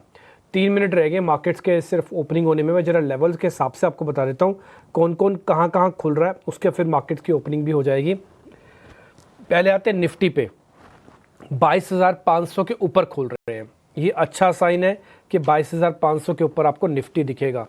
दूसरा अच्छा साइन 48,000 का बेस कल बन गया था, आज 200 पॉइंट जोड़ रहा है बैंक निफ्टी, करीब 162 पॉइंट की बढ़त के साथ यहाँ पे ओपनिंग हो रही है। बड़े शेयर्स मैं आपको दिखा देता हूँ। फर्स्ट HDFC जो कि कल 1700 कॉन्कर करने में कामयाब हुआ था, आज 1716 पे खुलेगा, 5 रुपये ऊपर। फिर है रिलायंस इंडस्ट्रीज जो कल 1250 के निकट जाके बंद हुआ था, आज 3 रुपये ऊपर खुलेगा, 1260 रुपये। एक बार जरा स्क्रीन पर TCS और इन्फोसिस भी दिखा दो, TCS और इन्फोसिस, और साथ ही एक बार ज़रा दिखा दो एक HUL भी, जरा जल्दी जल्दी दिखाना। हाँ, तो आप TCS और इन्फोसिस के अंदर कोई खास बढ़त और गिरावट नहीं देख पा रहे। इन्फोसिस तो बकायदा 8 रुपये ऊपर है, ये HUL भी है। तो जो बड़े शेयर्स हैं उनके हाथ में आज कमान जा सकती है, specially HDFC bank, bank Nifty की हेल्प करेगा। खतरनाक कैटेगरी में गए हुए शेयर्स में से एक है इंडसइंड बैंक। एक बार जरा उसको दिखाओ आप, इंडसइंड बैंक को, क्या वहाँ पर आज फिर से गैप मिल रहा है कि नहीं मिल रहा, जरा दिखा दीजिए स्क्रीन पर। इंडसइंड बैंक, यस, ये भी आज 5 रुपये पर है, तो यानी कि मान के चल रहे हैं कि कल की गिरावट के बाद आज कुछ खास बड़ा मूवमेंट नहीं मिलेगा। BEL को एक ऑर्डर मिल रहा है, एक बार जरा वो भी दिखा दो। BEL का शेयर, उसके पास ठीक ठाक सा ऑर्डर है, एक बार जरा वो भी दिखाना। एक MTNL भी दिखाओ। अभी हमारे एक रिपोर्टर आपको खबर बता के दे गए हैं कि BSNL और MTNL का सरकार बेचना नहीं जा रही है, बल्कि इनको तो चलाएगी। 6.5% ऊपर इसको खोल रहे हैं। ठीक है जी, तो सब कुछ अभी तक तो चंगा सी टाइप ही लग रहा है, ऐसा सभी कोई दिक्कत नहीं आ रही है। एक काम करो, कल एक कोटक बैंक और दिखाओ।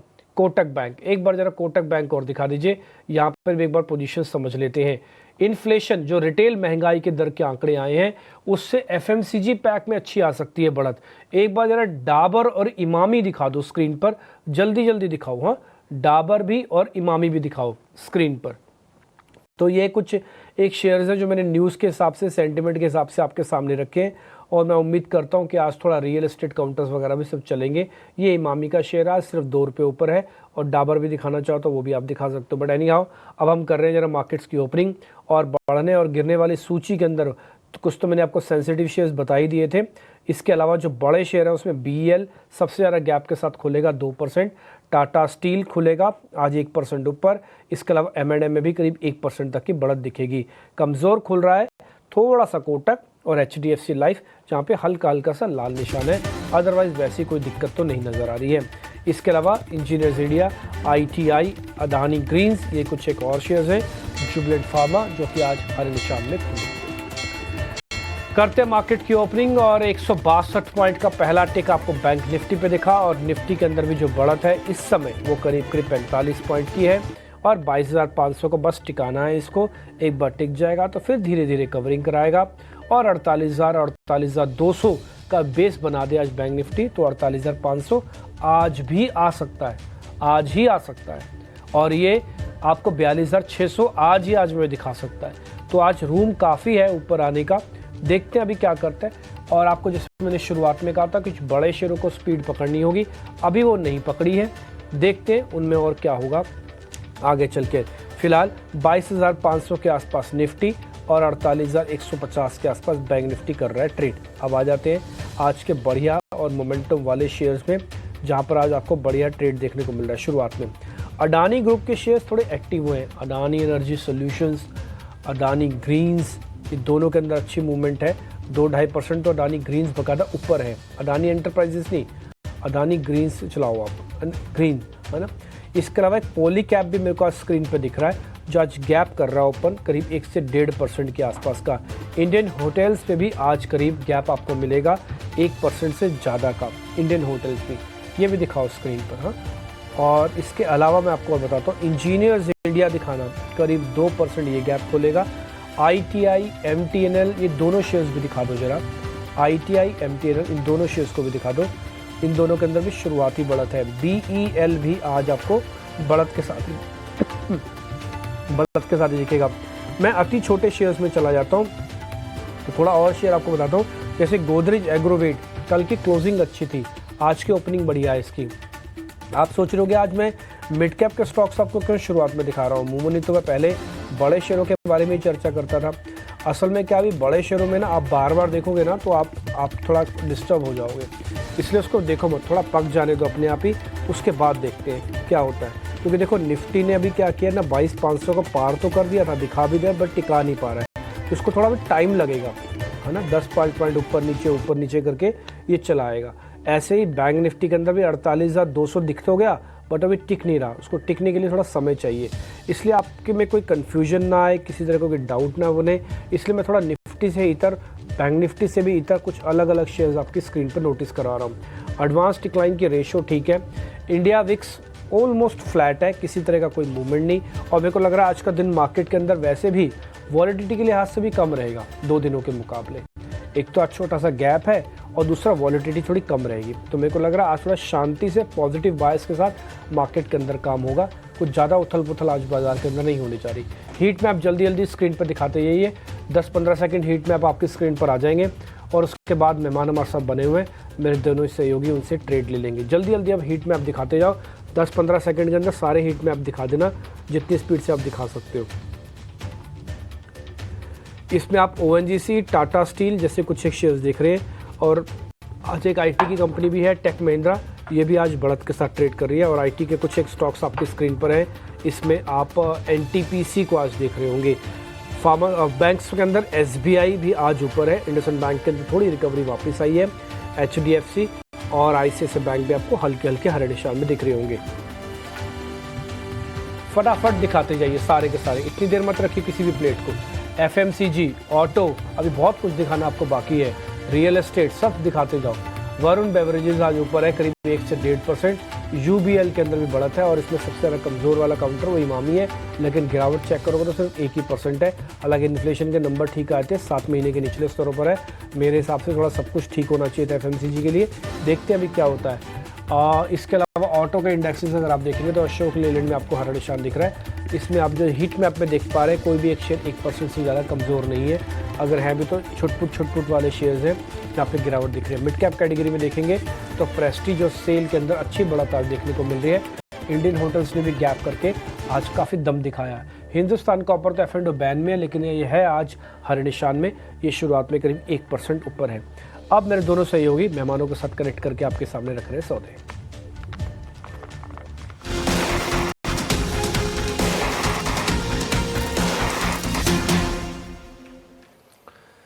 तो बाजार की हल्की तेजी पर शुरुआत हुई है, निफ्टी ने सेंचुरी लगाई है और उम्मीद करेंगे कि ये तेजी थोड़ी बढ़नी चाहिए। जितना चाहिए था उतना भी मिला नहीं है क्योंकि चीज़ें तो ठीक ठाक हैं।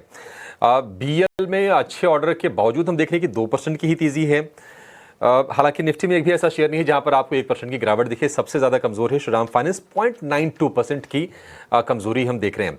एडवांस डिक्लाइन रेशियो बेहतर है, 1200 शेयर तेज़ी वाले हैं और 900 शेयर गिरावट वाले हैं NSE पर। हमारे एक्सपर्ट्स तैयार हैं आपको ओपनिंग के सौदे बताने के लिए। शुरुआत करेंगे किरण जी आपसे, बताइए क्या आपने स्पॉट किया बाजार में अभी? ओवरऑल जिस तरह से मार्केट का ओपनिंग हुआ है, कहीं ना कहीं एक्सपेक्टेड था कि मार्केट में जिस तरह से एक्सपेक्टेशन था उसी लिहाज से ओपन हुआ है। तो जो स्टॉक रहेगा वो बैंकिंग के ओर से रहेगा कोटक बैंक। अगर कोटक बैंक का आप चार्ट देखोगे तो जिस तरह से कल की एक रिकवरी थी, आज फॉलो बाइंग भी हमें देखने को मिल रहा है। 1970-80 का एक क्लस्टर सपोर्ट है, उसी के आसपास ट्रेड कर रहा है। तो Kotak bank current market price से हमें लॉन्ग करना चाहिए। जो एक पोजिशनल स्टॉप लॉस है वो 1950 के नीचे आप मेंटेन कीजिए और इंट्राडे पॉइंट ऑफ व्यू तो 1 से 2 दिन के पॉइंट ऑफ व्यू डेफिनेटली ये स्टॉक आपको 2030-2040 तक की एक रैली दे सकता है। So Kotak bank definitely current market price से हम लॉन्ग कर सकते हैं। 1900 का आपको स्टॉप लॉस लगाना है कोटक महिंद्रा बैंक में और 2030-2040 तक के टारगेट ये किरण जी की तरफ से कोटक बैंक में। कुणाल जी आपने क्या खोजा बाजार में?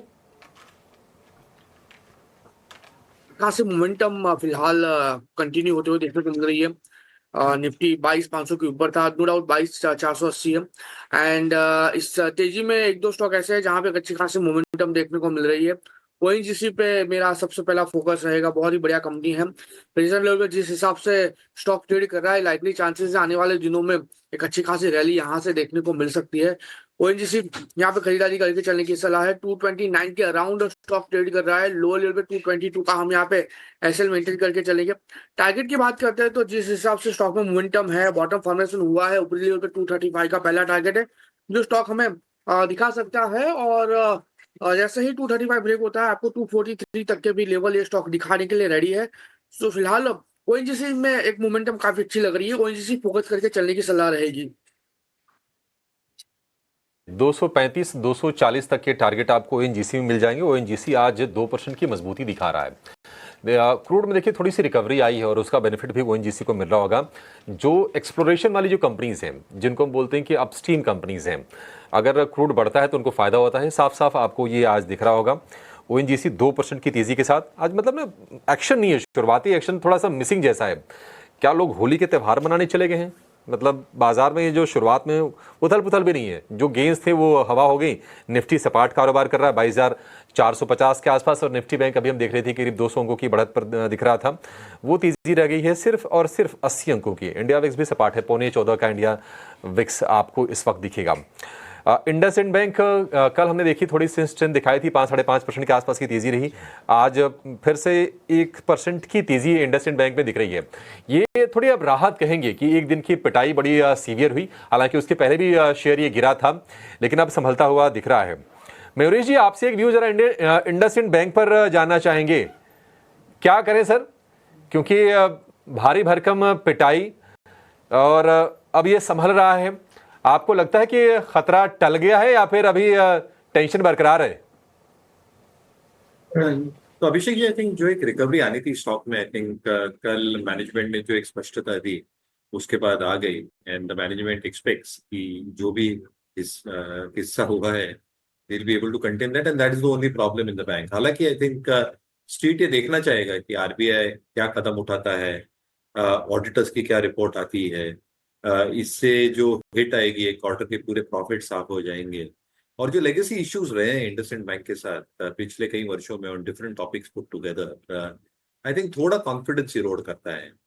Eight the end of the day Abhishek ji, I think banking business जो होता है ये ट्रस्ट फैक्टर वाला बिजनेस होता है, और अगर ट्रस्ट फैक्टर थोड़ा हिल जाए या कम हो जाए तो it's not a good sign. तो आई थिंक उनको थोड़ा समय लगेगा रिकू करने के लिए, कॉन्फिडेंस इन्वेस्टर्स का, बैलेंस शीट के स्टेबिलिटी का, confidence that balance sheet is well and truly repaired now, systems processes जगह पे हैं across segments including the treasury operations, और ये सारी चीजों के लिए आई थिंक मार्केट्स और इन्वेस्टर्स दोनों टाइम देना चाहेंगे। तो even if the stock is probably corrected significantly, valuation के हिसाब से ठीक ठाक है, ये सारे जो पहलू है इनको कॉन्फिडेंस में लाने के लिए आई थिंक थोड़ा समय लगेगा, और इसलिए मुझे लगता है आई थिंक एक बाउंस बैक जरूर मिल गया है, बट एक लंबे कंसोलिडेशन से जाएगा, तब तक आई थिंक ये सारी चीजों पे स्पष्टता नहीं आती। मुझे लगता है I think investors will probably look at other banks at this juncture, और इसलिए आई थिंक जो लार्जर बैंक्स हैं जहाँ पे लीडरशिप अच्छी है, गवर्नेंस के इश्यूज लगते नहीं है, होते नहीं है, आई थिंक वहां पे शायद स्ट्रीट और इन्वेस्टर शायद फोकस करें। इंडसइंड बैंक थोड़ा सा अभी कंसोलिडेशन वाले फेज में ये बैंक जाएगा, थोड़ी सतर्कता अभी आपको बरतनी चाहिए।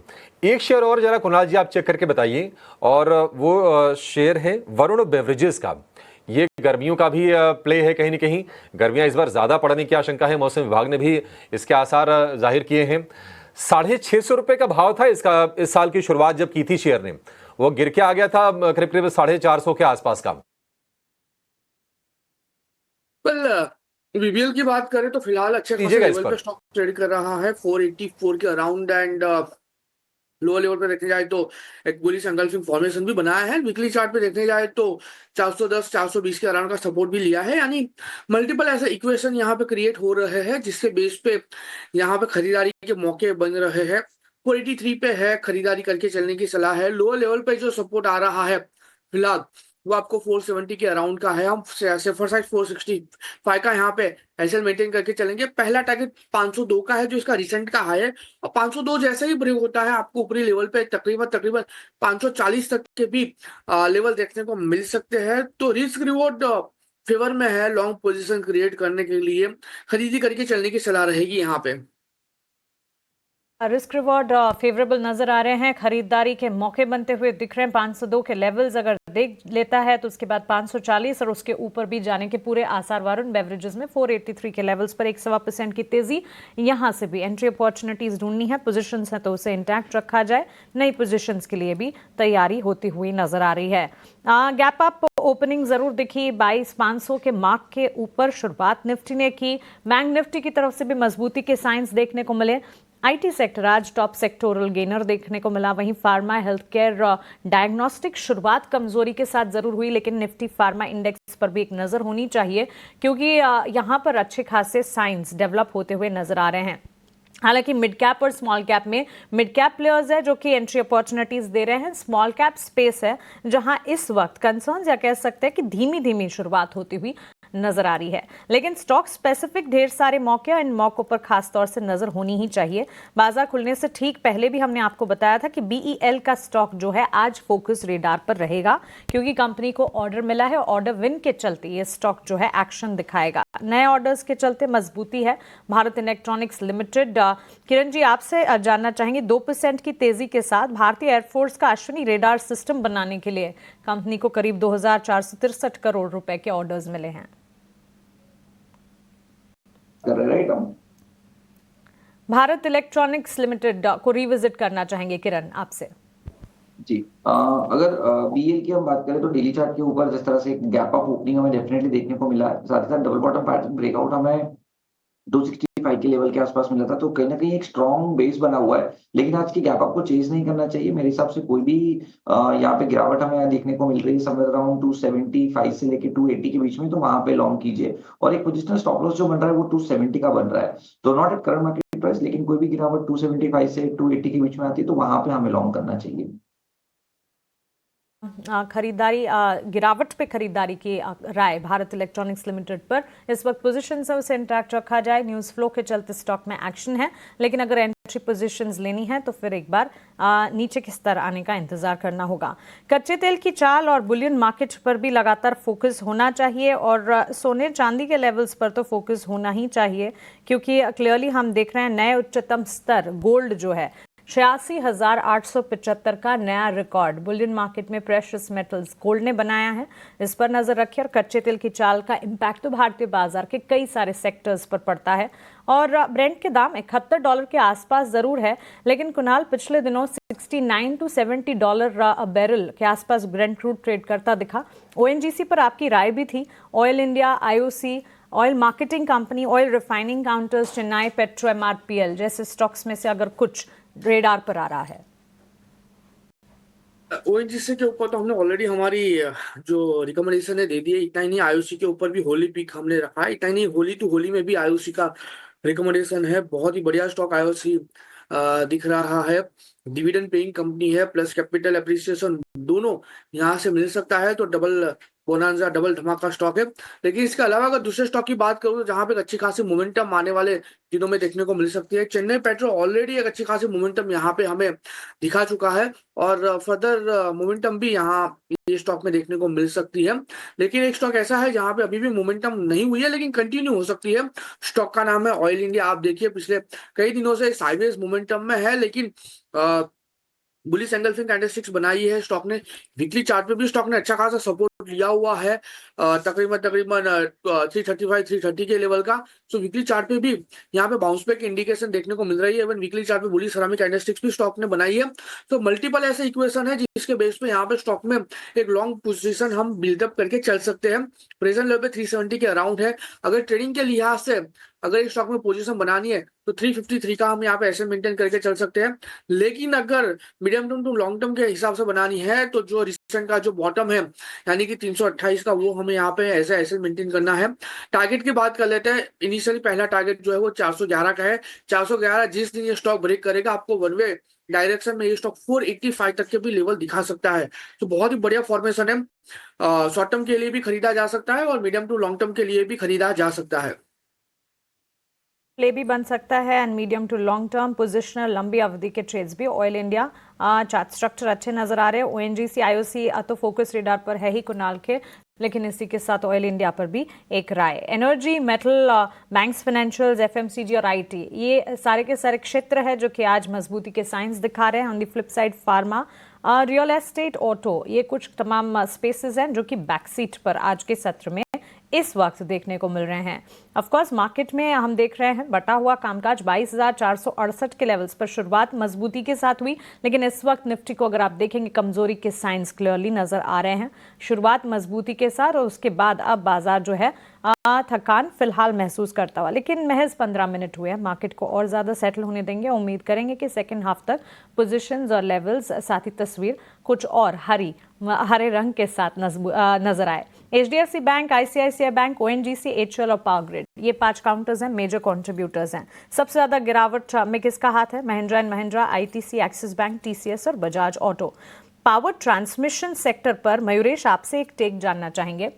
ईटी नाउ स्वदेश की एक्सक्लूसिव खबर थी। और इनफैक्ट किरण जी आप बताइएगा, Tata power, NTPC, NHPC, Adani power, आज हम देख रहे हैं कमजोरी के साइंस हैं, लेकिन खबर की माने तो ऊर्जा मंत्रालय की इंडस्ट्री के साथ चर्चा हो रही है और ट्रांसमिशन सेक्टर के लिए मैन्युफैक्चरिंग स्कीम की संभावनाएं भी हैं। स्कीम के तहत 8,000 से 10,000 करोड़ के आवंटन की संभावना है। पावर सेक्टर पर क्या टेक रहेगा, कोई पर्टिकुलर स्टॉक पर टेक्निकल नजरिया किरण जी अगर आपका बन रहा है?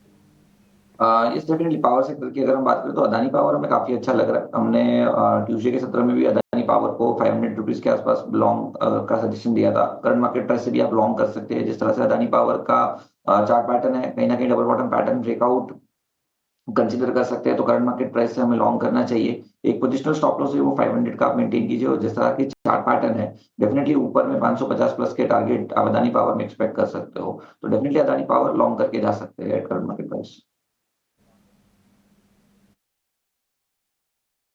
देखो, सरकार की कंपनी हो और सरकार ही बोल दे कि हम इसको बेचना नहीं चाहते, हम इसको चलाना चाहते हैं, तो असर कुछ ऐसा होता है जैसे आज एमटीएनएल के अंदर हो रहा है। प्राइवेटाइजेशन अगर हो भी जाता तो सिर्फ लैंड का बिजनेस बिक जाता, इसके अलावा और बिजनेस तो ऐसा कुछ था भी नहीं।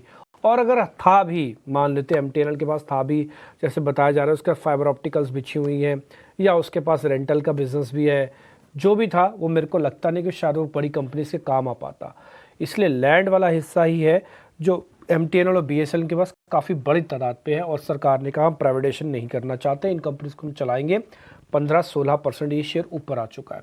अब बीएसएनएल तो लिस्टेड ही नहीं है, तो सारा इम्पैक्ट सिर्फ एमटीएनएल पे आएगा। लेकिन इससे एक जुड़ी हुई कंपनी भी है जो कॉम्बो में चलती है, वह आईटीआई। एक बार ज़रा वो भी स्क्रीन पर दिखाना। आईटीआई है एक्चुअली में, वो भी सॉर्ट ऑफ सीधा तो नहीं बट इनडायरेक्टली टेलीकॉम से ही जुड़ी हुई कंपनी है, और इसी तरह के सॉफ्टवेयर हार्डवेयर बनाने के काम में आती है, जिसमें इसमें भी सर्किट लग गया 5% का। एनी हाउ, अब आते हैं निफ्टी और बैंक निफ्टी पे। देखो, समय तो आज देना पड़ेगा, द रीज़न इज बिंग क्योंकि आज विक्स डाउन है 1% और, तो आज आपको मूवमेंट नहीं मिलेगा।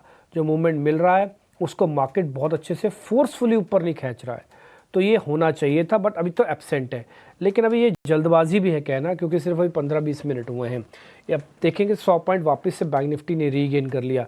इसलिए मैं आपसे सुबह भी यही बात कह रहा था, अब मैं फिर से रिपीट कर देता हूँ। आज निफ्टी और बैंक निफ्टी को ना बार बार मत देखना।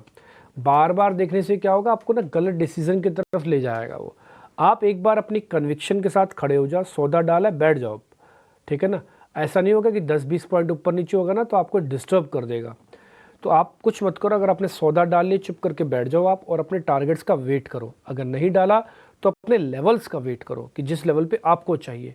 बोले हमको ना लेवल्स चाहिए ना टारगेट चाहिए, हमें कुछ नहीं चाहिए, तो आप सबसे बेहतरीन इंसान है। आपको कुछ नहीं चाहिए तो चुप करके बैठे रहो। फिर मार्केट अपने हिसाब से हील करेगा, ये मेरे और देखने से ठीक नहीं होगा, आपके देखने से। डन। अब आ जाते हैं, आज एक और अच्छी चीज़ मेरे को दिख रही है, वो है एचडीएफसी का बार बार टिके रहना। एचडीएफसी 1718 पे है। एक बार मैं ज़रा इससे और पता कर लेता हूँ। कुणाल सर, एक बार ज़रा आप स्ट्रेंथ पावर चेक करेंगे, 1700 पहले ब्रेक करेगा कि 1750 पहले दिखाएगा, ये बता दीजिए, क्योंकि यहाँ तो नहीं टिकेगा ये, या तो 20-30 रुपये जोड़ेगा तो 20-30 रुपये तोड़ेगा। वेल जोड़ने की बात करते हैं डिम्पी जी। 1719 के अराउंड है, और पिछले भी सेम लेवल के सपोर्ट के साथ स्टॉक ने अच्छी खासी मोमेंटम दिखाई थी, और 1760 तक के लेवल दिखाए थे। तो व्यू डेफिनेटली पॉजिटिव साइड का ही है, और बहुत टाइम से ये स्टॉक नहीं चला है जो एक्सपेक्टेशन स्टॉक से था। अकॉर्डिंगली मोमेंटम नहीं देखने को मिली है, लेकिन कहीं ना कहीं ऐसा लग रहा है स्टॉक के मोमेंटम के बेस पे आने वाले दिनों में इसका जो वनवास का जो पीरियड है वो खत्म हो सकता है, और स्टॉक ऊपरी लेवल पे 1880 का भी लेवल ब्रेक कर सकता है। तो मेरा जो व्यू है वो खरीदारी करके चलने का ही है। 1719 के अराउंड स्टॉक ट्रेड कर रहा है। लोअर लेवल पे 1660 का काफी अच्छा सपोर्ट है। 1660 का हम यहाँ पे सपोर्ट मेंटेन करके चलेंगे। टारगेट की बात कर लेते हैं। इमीडिएट जो उसका 1780 का लेवल है, वो 1760 का लेवल, वो जैसे ही ब्रेक होता है आपको 1880 का लेवल देखने को मिल सकता है। इतना ही नहीं, अगर ये ब्रेक होता है तो 2000 तक के भी लेवल ये स्टॉक आपको दिखाने के लिए रेडी है। तो कहीं ना कहीं अच्छी खासी मोमेंटम हमें यहाँ पे देखने को मिल सकती है। सो पोजिशनल के लिहाज से तो यहाँ पे पोजीशन बना के चलने की तो सलाह रहेगी ही रहेगी, लेकिन मैं कहूंगा कि medium term to long term के लिहाज से भी अगर ये स्टॉक आपके पोर्टफोलियो में नहीं है तो प्लीज ये स्टॉक आप अपने पोर्टफोलियो में ऐड करके चलिए। अच्छे खासे रिटर्न ये स्टॉक आपको आने वाले दिनों में दिखाने के लिए सक्षम है। ठीक है। एक और चीज़ है, क्योंकि अब आप 3 दिन की छुट्टी पे जा रहे हो और साथ ही त्यौहार भी है, तो मैं ये नहीं कहूँगा कि आप पोजीशंस को भर भर के जाओ। जो पोजीशंस ले रखी है उसी को संभालने में ज़्यादा ध्यान दो। देखिए, हम एक्सपर्ट से पूछेंगे, एक्सपर्ट्स आपको बताएंगे। और ये पहली बार ऐसा नहीं है, मैं तो कई सालों से, कई महीनों से, कई दिनों से HDFC बैंक के बारे में पूछ रहा, तो मैंने नया नहीं पूछा, ना ही कुणाल जी ने कुछ नया नहीं बताया। तो अगर आपके पास है तो सिर्फ सुन लेना, ज़्यादा वॉल्यूम मत भरना अगर ले रखा है। और एक और बात, अगर आप इन्वेस्टर हो, ज़्यादा समय के लिए देते हो, ये टिपिकली PMS का शेयर है, यानी कि इन्वेस्टमेंट्स करके रखने वाला शेयर है, तो आप सिर्फ सुन लिया करो, ज़्यादा उसमें एग्रेशन मत दिखाना, ठीक है ना। HDFC बैंक जो ले रखा है, अगर अच्छे रेट पे ले रखा है तो buy right and sit tight करके बैठे रहो, ठीक। आपको बढ़िया रिटर्न दे के जाएगा, डिविडेंड वगैरह भी ठीक ठाक मिल जाता है इसमें, तो आप इसमें सब बने रहिए। अब आते हैं जरा लॉन्ग पोजीशंस कहाँ पे आज बन रही है, एक बार जरा वो चेक करवाता हूँ मैं आपको, और उसमें से कोई अच्छे शेयर छांटते हैं जहाँ पे वॉल्यूम भी हो, हाँ, वो गिरे भी नहीं जल्दी। DMart है बट थोड़ा खिंच चुका है, देख लेते हैं कितना और चलेगा। किरण जी, एक बार जरा DMart चेक करना, एवेन्यू सुपरमार्ट के नाम से होगी कंपनी, DMart कोड है इसका। ये 3.5% ऊपर होगा, यस। ये और कितना चल सकता है, बस ये और बता दो। सो डीमार्ट की अगर हम बात करें तो नीचे से जो रिकवरी आई थी लोअर टाइम फ्रेम के अंदर आप देखोगे तो क्लियर कट यहाँ पे एक राउंडिंग बॉटम पैटर्न का ब्रेकआउट 3700 के आसपास देखने को मिल रहा है। अब ये जो राउंडिंग बॉटम पैटर्न है उसकी साइज 300 रुपीज है, तो वैसे देखा जाए तो 4000 तक के इसके टारगेट बन सकते हैं। और साथ ही साथ आप देखोगे तो डेली चार्ट के ऊपर 4000 का एक रेजिस्टेंस भी है, तो डेफिनेटली मेरे हिसाब से 4000 के टारगेट के लिए डीप में बाय कीजिए, क्योंकि 3.5% ऑलरेडी ऊपर है, तो रिस्क रिवॉर्ड रेशियो इतना सूटेबल नहीं है। तो 3750 3700 के बीच में आप लॉन्ग कीजिए, जो स्टॉप लॉस रखना है वो 3650 का रखना है, और ऊपर 4000 तक के टारगेट आप एक्सपेक्ट कर सकते हैं। ठीक है, डन, पॉइंट टेकन है। अब कुछ और शेयर्स मेरी लिस्ट में भी आ रहे हैं, लेकिन बस आज एक ही चीज़ मेरे को बार बार जो दिख रही है ना, वो है वॉल्यूम की दिक्कत है। जो आज गैप कर रहा है ना, वो टिक भी पाएगा नहीं टिक पाएगा, इस पर मेरे को थोड़ा सा डाउट सा चल रहा है, और कुछ नहीं है। DMart तो मैंने पता कर लिया, जस्ट 1 मिनट, हाँ 1 मिनट दीजिए, कोई अच्छा शेयर छांट के देखता हूँ मैं आपके लिए। अडानी ग्रीन्स भी नहीं ठीक है, शॉर्ट कवरिंग वाले कैंडिडेट में से छांटता हूँ, मेरे को लॉन्ग में कुछ अच्छा दिख नहीं रहा तो मैंने छोड़ दिया। एक तो करता हूँ, नहीं इस पर भी ऐसा कुछ नहीं। वोडाफोन आइडिया पे कुछ आप बोलना चाहेंगे कुणाल? मैं एक इन्वेस्टर हूँ, मान लो 7 रुपये का लेना, आप प्लस करने की राय दोगे वोडाफोन आइडिया, जब इतना चहल पहल हो ही रही है टेलीकॉम में? तो वेल डेफिनेटली डिम्पी जी, वोडाफोन आइडिया की बात करें और अगर आप एक इन्वेस्टर है तो मैं कहूंगा कि यहाँ पे खरीदारी करके चलने की सलाह रहेगी। नाउ रीजन बीइंग, ऑलरेडी पहले भी 6-6.5 रुपए के लेवल से स्टॉक बाउंस बैक हुआ था, ये नहीं पहले दूसरी बार है, और तीसरी बार भी स्टॉक अभी फिलहाल 7 रुपए का अराउंड है।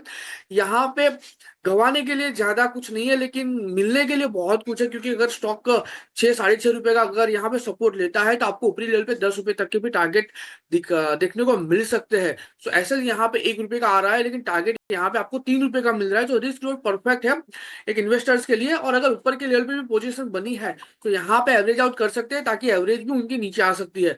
तो डेफिनेटली यहाँ पे जो व्यू है वो पॉजिटिव साइड का ही है, 6 रुपए का कैसल मेंटेन करके यहाँ पे पोजीशन ऐड करके चलने की सलाह रहेगी। ठीक है, डन, पॉइंट टेकन। अब एक और शेयर भी है लिस्ट में, जरा मैं वो भी अब आपसे पता कर लेता हूँ मैं। डिक्सन टेक्नोलॉजीज, हल्की हल्की शॉर्ट कवरिंग होना शुरू हुई है, एक बार आपकी रिकमेंडेशन।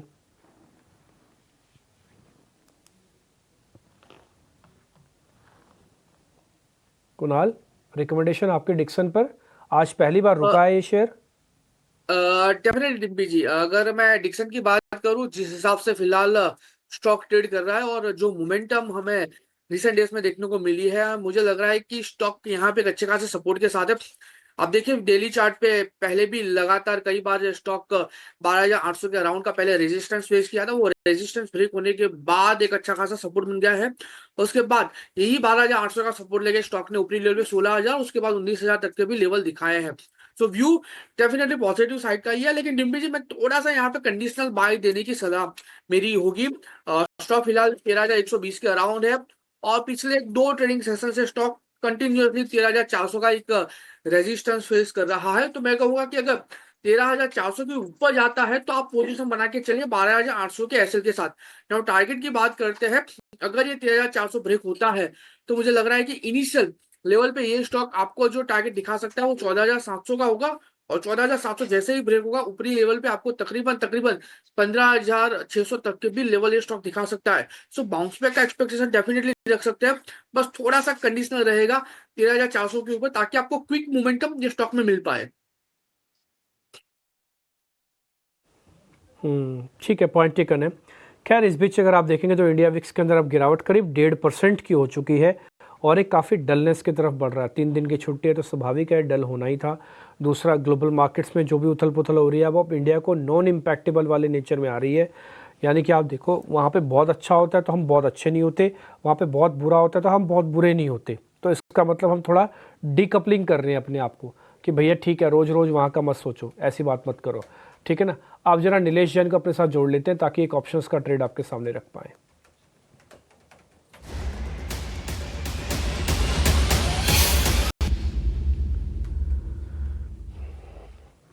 नीलेश भाई नमस्ते, होली की बहुत शुभकामनाएं आपको। कल तो मुलाकात हो नहीं पाएगी इसलिए आज ही आपको होलिका दहन की बहुत शुभकामनाएं देते हैं।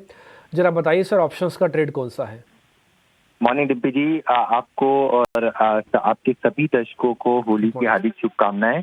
देखिए, खरीदारी पर फोकस है। कल जब हम आपके शो पर जुड़े थे मॉर्निंग शो में, तब भी हमने एक पर्टिकुलर स्टॉक का जिक्र किया था, वो था कोटक बैंक, जो एक लीडरशिप दिखा रहा है ओवरऑल बैंकिंग स्पेस में और लगातार यहाँ पे हमें स्ट्रेंथ देखने को मिल रही है।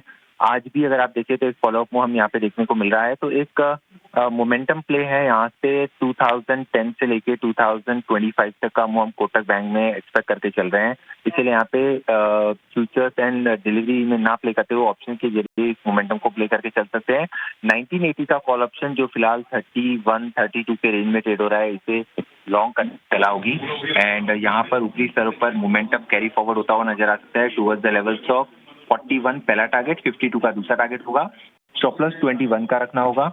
इसका लॉट साइज अगर हम देखें तो 400 का है, इसलिए इन टर्म ऑफ रुपीज जो अप्रोक्सीमेट रिस्क है पर लॉट वो 3600 का है एंड अप्रोक्सीमेट रिवॉर्ड पर लॉट 8400 के बनते हुए नजर आ सकते हैं।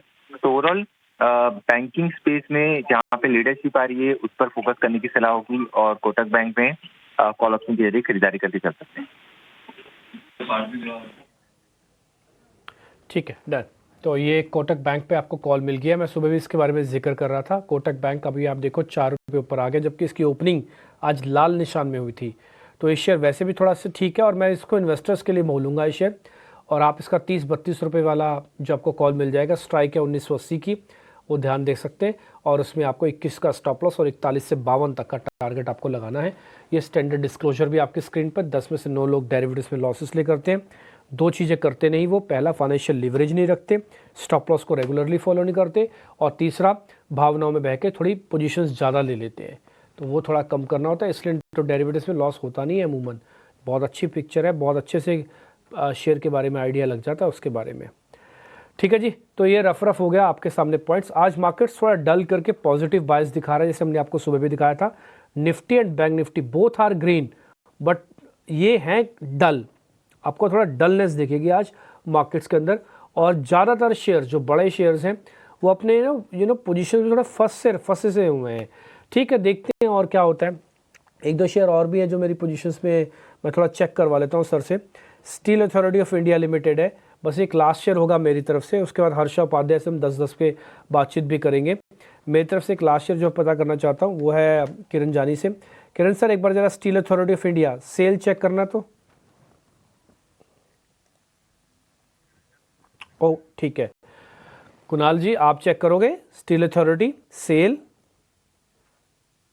स्टील अथॉरिटी ऑफ इंडिया 109 के अराउंड स्टॉक ट्रेड कर रहा है और आप देखिए पिछले कई दिनों से स्टॉक लगातार एक साइडवेज मोमेंटम में है। ऊपरी लेवल की बात करें तो 113, 114 और लोअर लेवल की बात करो तो 100 रुपए। तो कहीं ना कहीं 100 से लेके 115 के बीच में ये स्टॉक ट्रेड कर रहा है। सो जब तक ये ऊपरी लेवल पे 115 का ब्रेकआउट नहीं आएगा, हम बड़े मोमेंटम का एक्सपेक्टेशन नहीं रख सकते। लेकिन अगर मैं ट्रेडिंग के लिहाज से बात करूं तो 109 के अराउंड है, खरीदारी करके चलने की सलाह है। लोअर लेवल पे 105 का एसएल मेंटेन करके चलेंगे। सबसे पहला टारगेट आपका 115 का ही है। सो अगर 115 ब्रेक होता है तो ऊपर में 128, 130 तक जाने की एक स्टॉक क्षमता रखता है। सो खरीदारी करके ही चलने की सलाह है ट्रेडिंग के लिहाज से। खरीदारी करने की सलाह है। बाजार थोड़ा सा देखिए डल है, 21 अंक ही तेजी है निफ्टी में, वो घट के रह गई 13 अंक की। अच्छा, रेंज बहुत सीमित है, मतलब हार्डली 30-35 अंकों की रेंज में निफ्टी घूम रहा है 23,000 के 22,500 के बेस पे। निफ्टी बैंक में जो तेजी है वो 90 अंकों की है। एक चीज़ थोड़ी सी पॉजिटिव हुई है कि जो हम एडवांस डिक्लाइन का जो रेशियो देख रहे हैं लगभग बराबरी का वो भी है, वहाँ पर भी संतुलन बनाने की कोशिश है। 1150 शेयर तेजी वाले हैं और 1200 शेयर इस वक्त आपको गिरावट वाले दिखेंगे।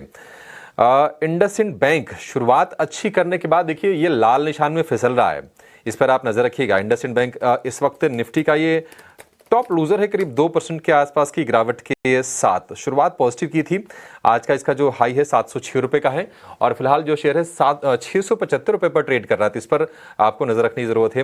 बाकी कंजम्पशन वाला खेमा थोड़ा सा सुस्त है, आप देखेंगे आईटीसी उसमें कमजोर है, ऑटो में बजाज ऑटो, हीरो मोटो यहाँ पर भी कमजोरी है और इसके अलावा डॉक्टर रेड्डीज, एशियन पेंट्स, ग्रासी में भी आज हमें कमजोरी देखने को मिल रही है। कुणाल जी, हो रहा है निफ्टी है करीब 30 अंक ऊपर और निफ्टी बैंक की जो तेजी है वो है 70 अंकों की, रेंज में फंसा हुआ है और जो शेयर ऊपर है जो नीचे है उसमें कोई तब्दीली ज्यादा हो नहीं रही है सिवाय इंडसइंड बैंक को छोड़ के। बीएल में 2% की तेजी है, ओएनजीसी में करीब 2% के आसपास की तेजी है। लेकिन बाजार के लिए जो दो बड़े मसले हैं, एक तो है कि एफआईज कब वापस आएंगे और दूसरी चीज ये है कि ट्रंप का जो टैरिफ टेरर है वो भारत को कितना परेशान करेगा, क्या ये सप्लाई चेन में डिस्टर्बेंसेस क्रिएट करेगा, ये जरा समझते हैं। हमारे साथ एक दिग्गज एक्सपर्ट जुड़ गए हैं, आशुतोष वखारे हैं, सेक्टर एक्सपर्ट DAAJ-NIFM के, ministry of finance, government of India से भी जुड़े हुए हैं। आशुतोष जी, बहुत शुक्रिया आपका समय देने के लिए, स्वागत है आपका 18 आवर स्वदेश पर। आशुतोष जी, इस पूरे मसले को आप किस तरह से देख रहे हैं? ट्रंप की तरफ से जो टैरिफ को लेकर लगातार रोज जो बयान आ रहे हैं, जो रोज एक्शन हो रहे हैं, कई बार वो पलटी भी मार रहे हैं, भारत को और इंडिया के ट्रेड इंटरेस्ट्स को ये किस तरह से इंपैक्ट करने वाला है? हालांकि डोनाल्ड ट्रंप ने ये भी कहा है कि वो रेसिप्रोकल टैक्स भी लगाएंगे। जी नमस्कार, और सर्वप्रथम तो होली की शुभकामनाएं आप सबको। देखिए क्या है कि ट्रंप क्या करेंगे इसके ऊपर ट्रंप स्वयं भी कदाचित नहीं बता सकेंगे कि वो आज सुबह क्या करने वाले हैं और शाम को क्या करने वाले हैं। तो बीच में वो पहले बोलते हैं कि हम टैक्स, रेसिप्रोकल टैक्स बढ़ाएंगे, फिर वो रोल बैक करते हैं, फिर बढ़ाते हैं, फिर रोल बैक करते हैं। अभी उन्होंने जो टेस्ला बाय करने का जो किया उन्होंने व्हाइट हाउस में, उसके ऊपर भी बहुत लोगों का निगेटिव है, कि हर एक तरफ से ये हो रहा है कि ट्रंप जो भी कर रहे हैं वो it is not going down well with anyone, and that is the reason कि उन्होंने तो सीधा सीधा बोल दिया कि मार्केट तो ऊपर नीचे होते रहेंगे लेकिन हम हमारा थोड़ा सा पैसा वापस ला रहे हैं। तो वो एक फिलोसॉफी लेके चल रहे हैं कि मेक अमेरिका ग्रेट अगेन, और वो उनका लेके चल रहे हैं। मेरा ध्यान ना सिर्फ ट्रंप या ट्रंप की बातों पर है, पर यदि आप अगर बॉन्ड यील्ड्स देखेंगे तो पूरे एक बहुत विपरीत बात हो रही है। अगर आप विश्व के अर्थव्यवस्था में देखेंगे तो कल जैसे जर्मन बॉन्ड का कल बॉन्ड यील्ड ये 3% चले गया, या जापानीज बॉन्ड यील्ड्स ये बहुत ऊपर जा रहे हैं। इटली के देख लीजिए, अमेरिका के देख लीजिए। तो आप देखिए विश्व भर में एक बात हो रही है कि सभी जगह पे बॉन्ड यील्ड, यानी कि महंगाई ऊपर, आप इसको सर्वसामान्य भाषा में आप बोलेंगे तो सब जगह पे ब्याज दरें बढ़ने की संभावना चल रही है और सब जगह पे पैसा जो है वो आकुंचन हो रहा है। इसके विपरीत भारत में ब्याज दरें कम हो रही है। कल का हमारा प्रिंट देखिए आप, इन्फ्लेशन का, या आरबीआई की जो पॉलिसी में उन्होंने कहा था। तो देखिए दो एकदम से उल्टी बातें हो रही हैं। और इसका जो ये है, अभी ट्रंप रेसिप्रोकल टैक्सेस लगा देंगे या ट्रंप, वो बहुत अनसर्टन है, वो ब्लैक होल है, वो कभी एक बोलते हैं कभी दूसरा बोलते हैं। जब तक वो होता नहीं है तब तक हम कुछ बोल नहीं सकते। पर यहाँ पे ये दो बातों पे मैं ध्यान दे रहा हूँ, यानी कि इंडिया में सब सही चल रहा है लेकिन फिर भी एसआईपी के आंकड़े कम हो रहे हैं, 10,000 करोड़ से एसआईपी कम हो रही है। तो ये थोड़ा सा मुझे इंटरेस्टिंग लग रहा है अभी ध्यान देने जैसा। Ashutosh ji, good morning, Mansi this side. सबसे पहले तो होली रंगोत्सव की आपको ढेरों शुभकामनाएं, और कद्र करते हैं हम जी, कदर करते हैं हम आपके बात की, जो आपने कहा कि डोनाल्ड ट्रंप खुद नहीं जानते आज सुबह उठकर वो क्या कुछ करेंगे, लेकिन उसकी कह सकते हैं कि कंसर्न, चैलेंजेस और विपरीत परिस्थितियां जो हैं अन्य मार्केट्स में ज़रूर दिखती है, जिसकी आप बात भी कर रहे हैं। ये सारे के सारे सिनेरियोज जो पैन आउट हो रहे हैं, ग्लोबल सेंटिमेंट्स जो गड़बड़ाए हैं, भारतीय बाजार के लिए, मार्केट पार्टिसिपेंट्स के लिए कंसर्न्स तो हैं, लेकिन कितना घबराने की ज़रूरत है आपके हिसाब से? क्योंकि अभी अभी आप इन्फ्लेशन प्रिंट की बात कर रहे थे, on the face of it सब कुछ फिलहाल तो ठीक ठाक होता हुआ देखने को मिल रहा है। जैसे महंगाई के मोर्चे पर राहत मिली है, अभी करेंसी की भी अगर बात करें तो डॉलर के मुकाबले रुपए में मजबूती के साइंस वापस लौट रहे हैं। कितना घबराने की ज़रूरत है और मार्केट पार्टिसिपेंट्स को इस वक्त निवेश के लिहाज से किस तरह की रणनीति अपनानी चाहिए आपके हिसाब से? इकोनॉमी की ब्रेथ कहाँ जाती हुई और किस तरफ बढ़ती हुई दिखेगी? जी देखिए, बहुत इसको सटीकता से आपने कहा है और दो बातों में हमने इसको विभाजन करना होगा। एक की अर्थव्यवस्था, तो भारत की अर्थव्यवस्था में कुछ भी गलत नहीं हो रहा है। गवर्नमेंट ने बजट में आपको 12 लाख तक का कंजम्पशन के लिए एक बूस्ट दे दिया। कुंभ में इतना बड़ा कंजम्पशन बूस्ट हो गया। आप जहां पे भी देखो महंगाई का आंकड़ा कम हो रहा है। आरबीआई बोल रहे हैं कि हम इंटरेस्ट रेट्स कम करेंगे और ग्रोथ की ओर ध्यान देंगे।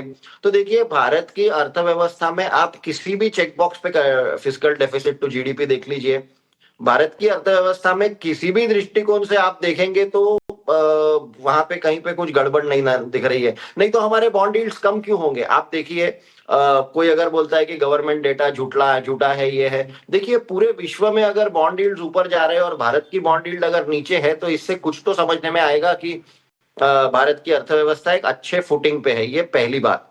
अब इसको लेके आपका जो दूसरा प्रश्न है कि बाजार में क्या करना चाहिए, देखिए ये तो बहुत दुख की बात है कि जब बाजार नीचे गिर रहा है तब लोग अपनी एसआईपी बंद कर रहे हैं।